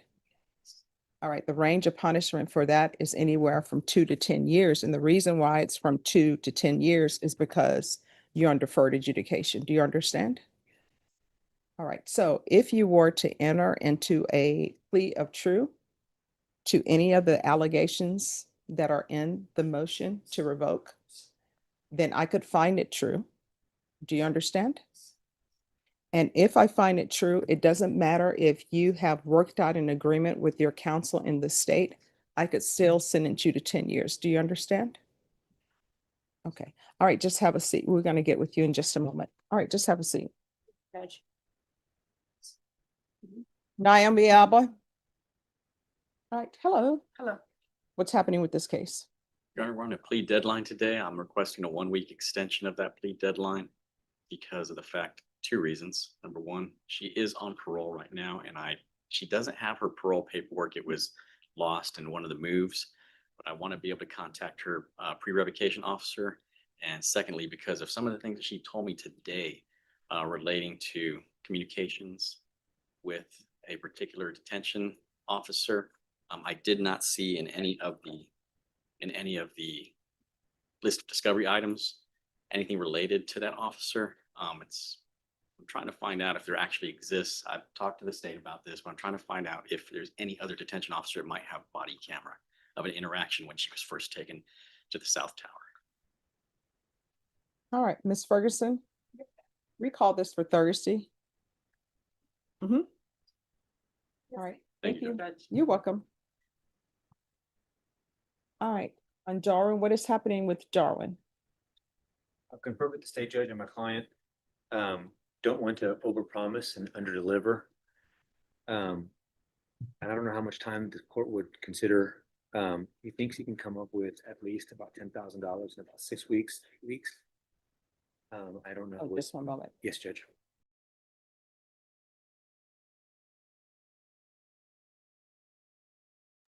And we initialed him, Judge. Okay. Sorry, that was my fault. No Bad. problem. I hear your notes, Judge. Thank you. All right, so on this case, we're going to recall it. Norma, I need a reset date in 6 weeks. All right, so you're going to be back on November 17th. At that time, you need to come state, do you all accept cashier's check or money orders for restitution? All right, you're going to come back with the cashier's check or either a money order. Who does he need to make it out to? The complainant? All right, Ms. Galloway will give you the complainant's name and you need to have that made out to the complainant. And then after that, the court will make a decision on your application. Yes, Your Honor. All right, once you sign the reset form, you're excused. Judge. Thank you, Your Honor. God bless you. Oh, thank you. God bless you too. Hello. Okay, Mr. Ramos, you need to speak up nice and clear because this judge needs to hear a verbal response and that lady needs to hear it too, okay? Nice and clear. Thank you. And thank you for your patience. Oh, Judge, what? You miss out on being in your court all day, Ah, you're so awesome. plus your personnel. All right, the court is calling 2025 CR 007621, State versus Jesse Ramos. Can I have parties announced? Carlos Martinez for the defendant, Your Honor. Are you Mr. Ramos? Yes, ma'am. Did you review all of the discovery with your client? Yes, Your Honor. And have you received all discovery? Yes, I have, Your Honor. Court will find that state is in compliance with discovery. Mr. Ramos, did you review the document entitled Application for Community Supervision with your attorney? Did you understand it and sign it? Yes, ma'am. Did you review the true bill of indictment with your attorney? Did you understand it? Yes, ma'am. Counsel, do you waive the reading of the indictment? Yes, Your Honor. State, are you proceeding on the indictment as presented? Yes, sir. Did you review the court admonishments with your attorney? Did you understand it and sign it in all the appropriate places? Yes, ma'am. Did you understand you're charged with assault, peace officer, or judge as a 2nd-degree felony? Range punishment is anywhere from 2 to 20 years in the prison and up to a $10,000 fine. If you have a plea bargain agreement with the state, the court does not have to follow your plea. If for any reason the court does not follow your plea and gives you more than you bargained for, the fact that you entered a plea will not be used against you and you will be allowed to withdraw your plea. Did you understand? Yes, ma'am. You have a right to jury trial, a right for you or your attorney to cross-examine and confront any witnesses the state would call, and the right to remain silent. Did you understand by entering this plea, you were giving up those rights? Yes, ma'am. Did you intend to give up those rights and enter into a plea in this case? Yes, ma'am. Counsel, has your client been able to provide you with any defenses? Yes, Your Honor. Do you believe he has a rational as well as a factual understanding of the charges against him? In my opinion, he does. Do you believe he's currently competent and was legally sane at the time of the offense? In my opinion, he is. He was and is. Mr. Ramos, has anyone threatened you, coerced you, or placed you in fear to get you to enter this plea? No, ma'am. Anyone promised you anything other than the plea? No, ma'am. Are you satisfied with the way you've been represented? Yes, ma'am. If you're not a U.S. citizen, by entering this plea, you will be deported, denied naturalization, and re-entry into the United States. Did you understand? Yes, ma'am. Court will find that defendant has knowingly and voluntarily waived his right to jury trial. Did you review the plea bargain page with your attorney? Did you understand it? Yes, ma'am. According to the plea, punishment is to be assessed at 8 years in the prison. There's a $2,000 fine. State recommends community supervision. There's to be restitution upfront of $5,000 to the complainant. Did you understand that to be the plea? Yes, ma'am. Defense? Yes, it is, Your Honor. State? Did you review the waiver of appeal paragraph with your attorney? Did you understand it and sign it in both places? Yes, ma'am. By signing that you waive, unfold your arms. By signing that you're waiving your right to appeal, the only items that can be appealed are written pretrial motions that have been filed, heard, and ruled upon by the court. Did you understand? Yes, ma'am. Counsel, are there any such motions? None, Your Honor. Outside the agreement, the state is recommending that your community supervision be for a term of 8 years. There be a TAP evaluation, 200 hours of community service restitution, and no contact with the complainant. Did you understand that was recommendations from the state and the court does not have to follow those recommendations? Yes, ma'am. Then to the offense as charged, how do you plead? No consent. State, any evidence? And defense has no objections, Your Honor. All right, did you review the waiver and stipulations with your attorney? Did you understand it and sign it in all the appropriate places? Yes, ma'am. Again, did you understand you have a right to jury trial, a right for you or your attorney to cross-examine and confront any witnesses the state will call, and the right to remain silent? Yes, ma'am. Did you understand that today the state will be presenting evidence in the form of witnesses' statements and police reports? But most importantly, there will be no live testimony. Did you understand? Yes, ma'am. Court will find that defendant has knowingly and voluntarily waived and consented to stipulation of testimony and stipulations. Court will accept into evidence states exhibits 1 and attachments and review the same. All right, after reviewing states exhibits 1 and attachments, the court will find there is sufficient evidence to find you guilty, and the court will find you guilty. All right, it's my understanding, he has to pay restitution up front. Has that already been done? It has, Your Honor. There Oh. was a holdup this week. That was the holdup. All right. Anything you want to say? No, ma'am. I mean, well, you should say something because I don't have to follow this agreement. So why are you doing this? Doing what? You're right. Do you not know why you're here? Yes, Your Honor. So 1, why are you smoking marijuana on private property? Why don't you leave private property when people tell you to leave and it's not your private property? Why would your family give you the okay for this? Why would some random girlfriend who says she's your girlfriend say leave him alone, and then she jumps in it trying to fight the police, and then your mom comes up and is sort of like okaying that? Why? That's my why. The venue owner had mistaken me for another person that wasn't even supposed to be at the wedding or invited. He had just showed up like a family friend. So this, I wasn't on the property. I was walking like back to the property, and the cop and the venue owner had mistaken me for him and told me not to come back. no, it says, I observed the listed suspect later identified as Jesse Ramos, that's you, right? Walking in the immediate area with a blunt rolled and tucked behind his ear, and could smell the odor of intoxicants emanating from him. That's you. Yeah, but I wasn't smoking. I didn't have nothing on me when they got me. They said you had a blunt rolled up and tucked behind your ear. I didn't. I probably smelled like it, but I didn't have nothing on me. I'm reading with this. This is what you stipulated to. And then, so there's an altercation where the police are saying, nope, you're not free to leave. They're detaining you. Then some female comes up and they only identified her as your girlfriend, begins to interfere with the detention by pushing herself between officers and attempting to move their hands off of you. So who is this girlfriend? She was a friend. I don't know why she called herself my girlfriend. Or Uh, did that to get in the mix. Oh, so she did that to get in the mix I don't know why she did that or not, but because you told her she was your girlfriend? she was not my girl. I don't know why she got in though. There was no need to do that. And then it says a large crowd of family began to approach from our rear area. That was to try to break everything up. Yeah. No, why? There's no need for them to break everything up. They were detaining you. And then the officer says that you put them in a headlock. And then it says a crowd began to wedge themselves between the officer and you. They ordered the crowd to disperse and told them that you were being detained temporarily and not free to leave. Another female, later identified as your mother, Ashley Marie Perez, is that your mom? Yes, ma'am. All right, began to shout back that she would take him home, to which I responded, Ramos was not free to leave. Ultimately, the crowd of individuals guided Ramos beyond my initial ability to pursue.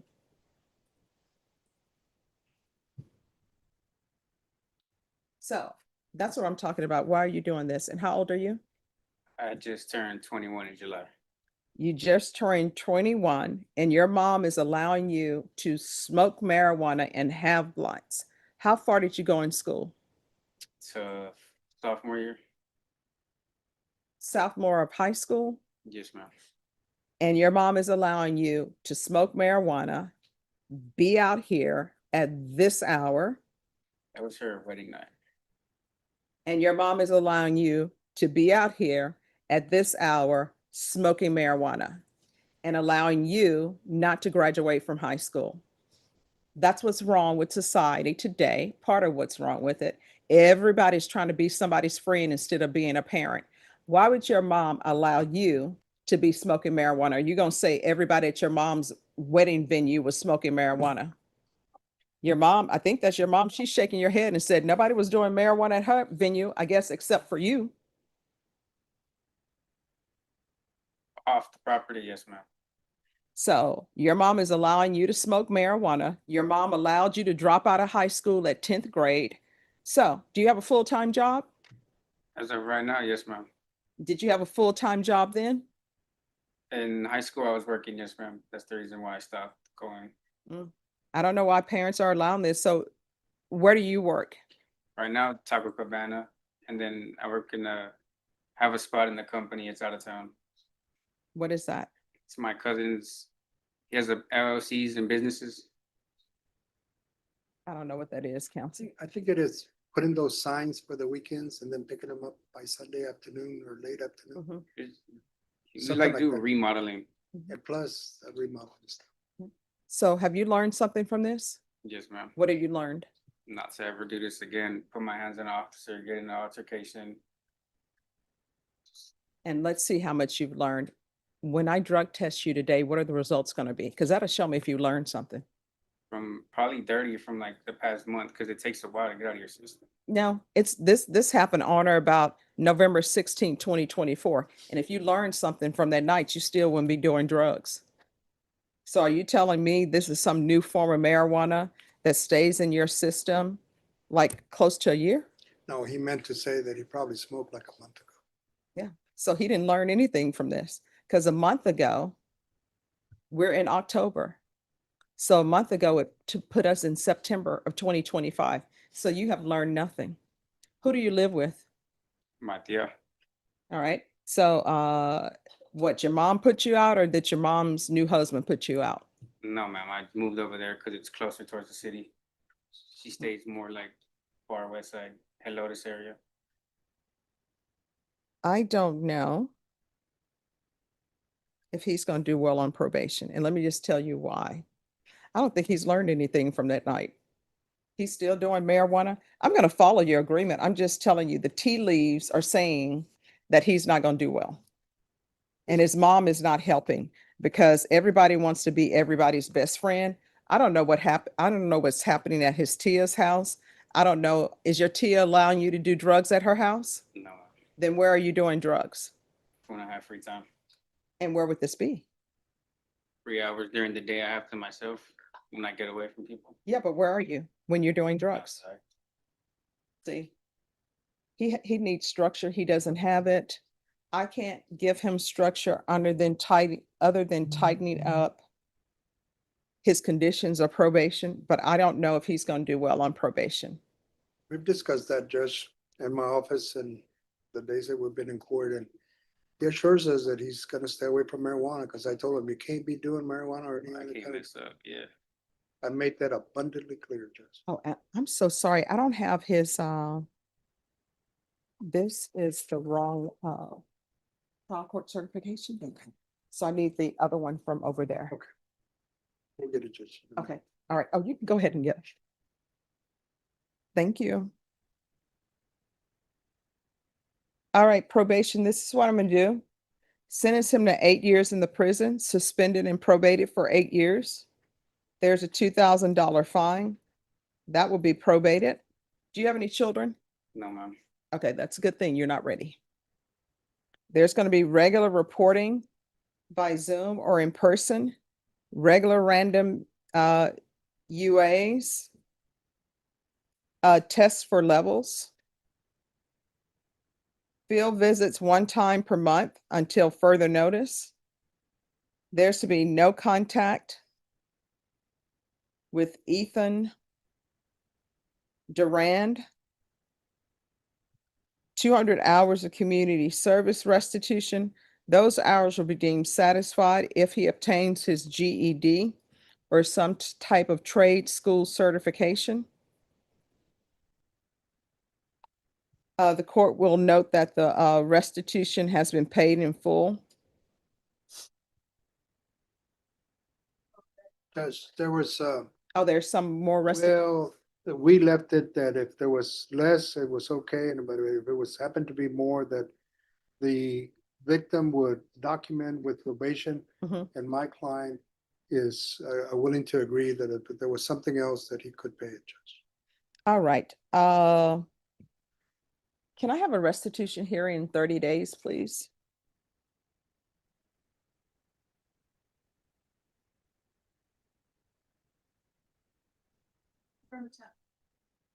All right, state, Yes. by November 10th, let us know if there's any restitution. And the attorney that's out, ADA, she was working on that, but she wasn't in court today to give us a response. She might already have that answer. Okay. But she was calling in from court the last time we were in court, last Thursday. Okay. Probation, is there anything else? Thank you. Proof of employment within 35 days.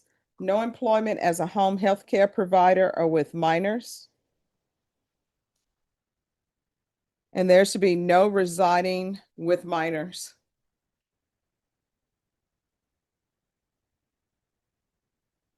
Is there anything else you need to be successful? No, Judge, thank you, Judge. You're welcome. Did you review the document entitled Trial Court Certification of Defendant's Rights to Appeal with your attorney? Did you understand it and sign it?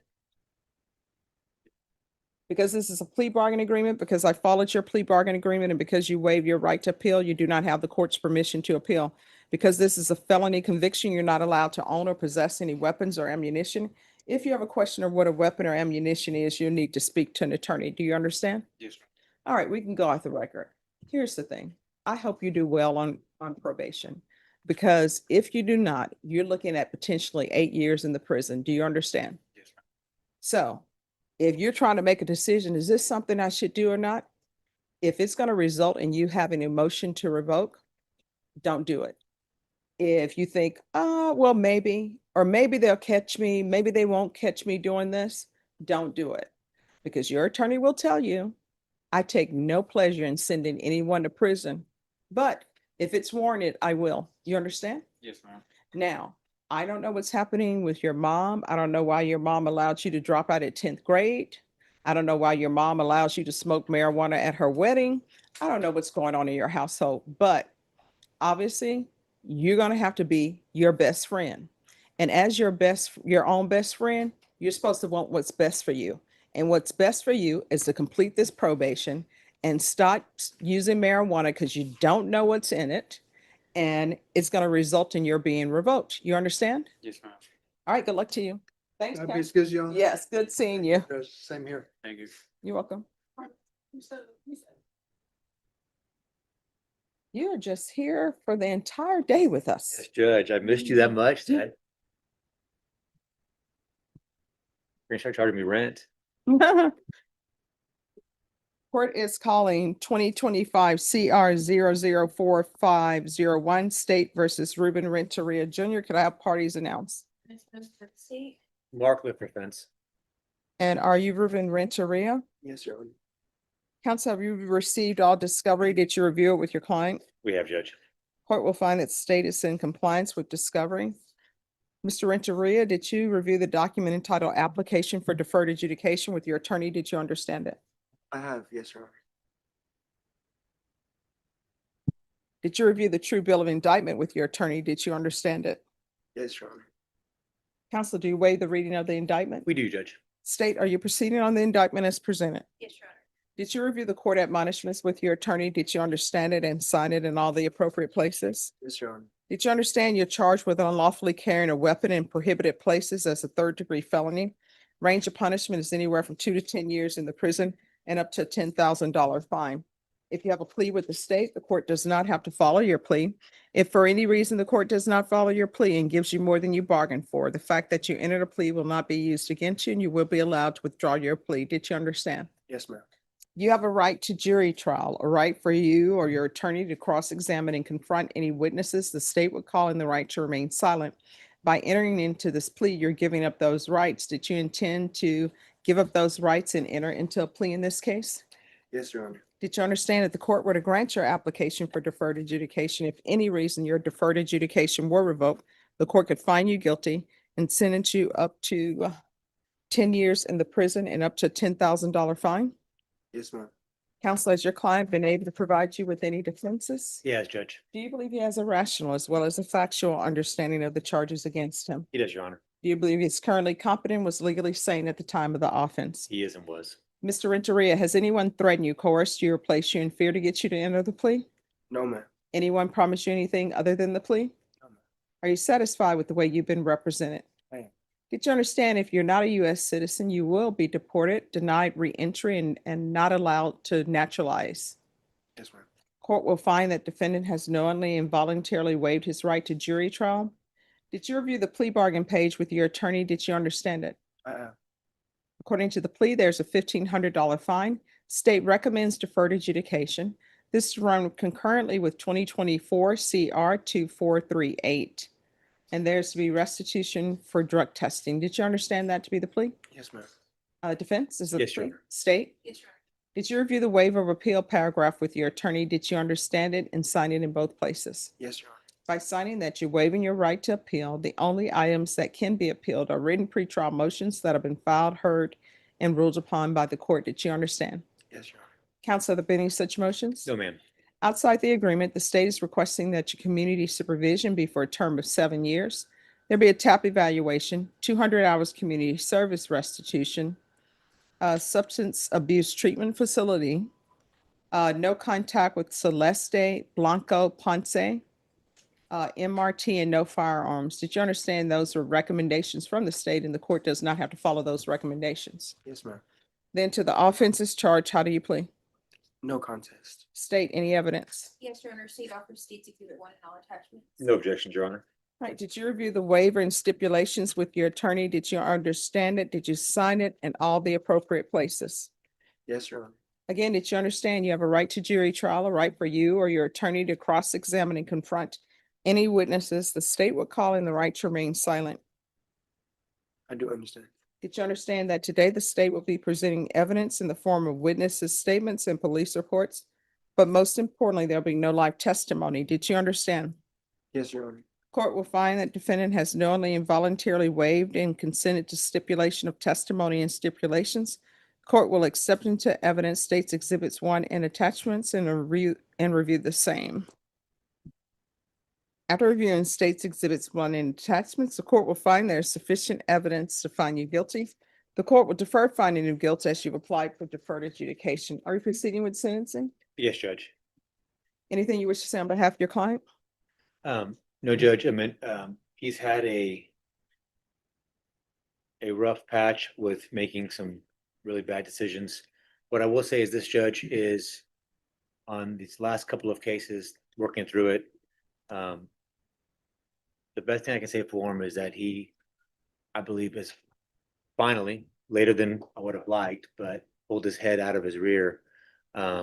He is working on a barber license and legitimate lawful career paths so that he can continue in a fruitful working path and not continue to make the same mistakes. This is the same person that we talked about earlier with regards to MTR. We would like to see if drug court is an option. I do believe that has been his biggest hindrance is his reliance upon marijuana. And without that being, quite frankly, addressed, we're going to be back here again. And so he is serious and proactive. I've gone over to him. You know, I've talked with people where they're like, oh, I don't want the hard thing. I want, just be done with it. He wants to successfully complete and be productive and put this all behind him, Judge. All right, so the referral to felony drug court is going to be done in custody. And the TAP evaluation, if there's an updated TAP evaluation that's needed, it'll be done in custody. Tomorrow, the felony drug court at 10 a.m. Just want to make the court aware. We already have that. All right. So my understanding is that you have an appointment with felony drug court at 10 a.m. It's my understanding, Judge. tomorrow. If you miss that appointment, that's going to be a violation of your probation because I'm going to set it as a condition. If if felony drug court does not accept you, you're going to come back right back here and we're going to do an updated TAP evaluation in custody. Do you understand? Yes, ma'am. All right, there's regular reporting by Zoom or in person, regular random UAs. And you're to report to felony drug court on October 7th, 2025 at 10 a.m. Probation, if he does not arrive, a motion to revoke will be filed. Oh, I'm sorry, you may be, not excused yet. If not accepted in felony drug court, then you're to come back to the one at 87th and you're going to be taken into custody for a TAP evaluation in custody. There should be 200 hours of community service restitution. No contact with Celeste, Celeste, Blanco, Ponce, Ponce. There should be field visits one time per month until further notice. Probation, is there anything else? Thank you. Proof of, all right, it's 8 years deferred. Proof of employment within 30 days, no employment as a home health care provider or with minors. All right, is there anything else you need from the court in order to be successful? I don't think so, Judge. All right, did you review the document entitled Trial Court Certification of Defendant's Rights to Appeal with your attorney? Did you understand it and sign it? I did. Because it's plea bargain agreement, because I followed your plea bargain agreement, and because you waived your right to appeal, you do not have the court's permission to appeal. Are you all proceeding with the, he had already entered a plea of true. In 2024 CR 2438, the defendant had entered a plea of true to violation of condition number 1. The court is finding violation of condition number 1 true. The court will deny the motion, alter and amend conditions for this to run concurrently with 2025 CR 004501. Defendant is to report to felony drug court on October 7th, 2025 at 10 a.m. for assessment. If not accepted, by felony drug court, then TAP evaluation, in custody, follow all recommendations. Probation, is there anything else? All right, good luck to you. Thank you, Judge. Thank you. All right, so why do I have a motion to request for pre-sentence investigation? I can't request a pre-sentence investigation until there's a plea that has been entered. Well, the plea is scheduled for the 14th.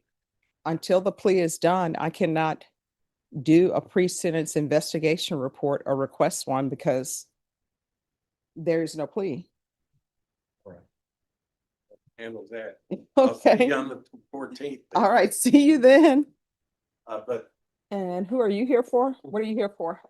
Judge, I have Corbin Samansky. He is set on the 23rd on your docket. On October 23rd. All right, do you have a case number? Yes, ma'am. 2025 CR 006420. Yes. I would love to have a 2-week extension. I'm going to be out of state on the 23rd. When are you returning? I'm returning the 5th. All right, Norma, can you put this on November 6th? November 6th, Judge. Yes. Thank you very much. And are you gonna contact your client? Yes, Judge. I'll take care of that. All right, thank you. Thanks, Judge. I'll see you on the 6th. Thank you. But yeah, so like we discussed earlier, if somebody is deemed to be incompetent, you can't move forward. There's nothing you can do. And once a defense counsel files a motion suggesting incompetency, you can't move forward until a judge finds that that person is competent. Oh, you're in limbo until that's done. And we have a shortage of doctors to determine people's competency. There's a shortage at the state hospital. Normally, if you have somebody who's charged with a violent offense, it's automatic. If they're incompetent, they're supposed to go to an inpatient facility. But now, because there's such a shortage at the state hospital and everywhere else, sometimes they try to see if they can regain competency at the jail. So there's a long, long wait. Yes. Hey, Judge. So yes, we conferred, Christine McDonald. Christine McDonald, she's so Yes. sweet. Thank you for coming. So Judge, we are going to move forward with the motion for the mental competency examination. I did have a moment to speak with Counselor McDonald and brought to my attention some options, but we will get to that if we need it. Maybe like I think you mentioned a new trial or something. Judge. That's the concern, I think. All right, let me see that file. I'm sorry, what is You your? don't have I have this, Judge. I'm sorry. That was not true. Oh, no, I no, have no. I have a file for. Do you have the file on Jenna Leigh Rodriguez? Thank you. So Ms. Rodriguez, if you'll come down, and I see where previously there was a competency done. I don't know if it was ever completed, but that was from 2024. So Ms. Rodriguez, Yes. everybody, I just wants to make sure, and I want to make sure that you understand the consequences of doing certain things. So I just want to make sure that you understand everything, and your attorney wants to make sure that you understand if you were to plead true, what were the consequences? Because sometimes there's an issue and your attorney just wants to make sure that the communications are open and that you understand everything that's going on.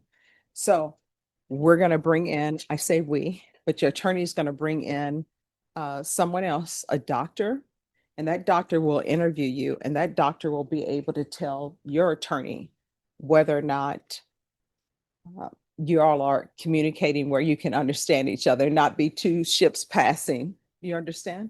Yes. Okay, and I'm going to try to get that done as soon as possible. It's been taking a little bit of time, but I will put in the system that I'm requesting that it be expedited. So we're going to try to get it done as quickly as possible, okay? but I really think it's for the best. Judge, if I could on the record, Oh, we'll go on the record. mention, Just 1 second.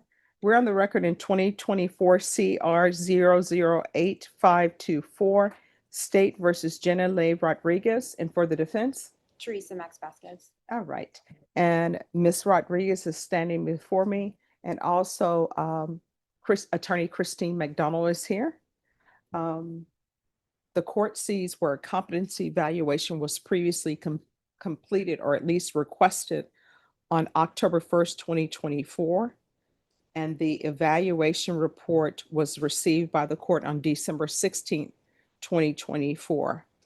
And defense believes that an updated competency evaluation needs to be completed before there's a continuation of any motion to revoke. Is that correct, defense? That's correct, Judge. Okay.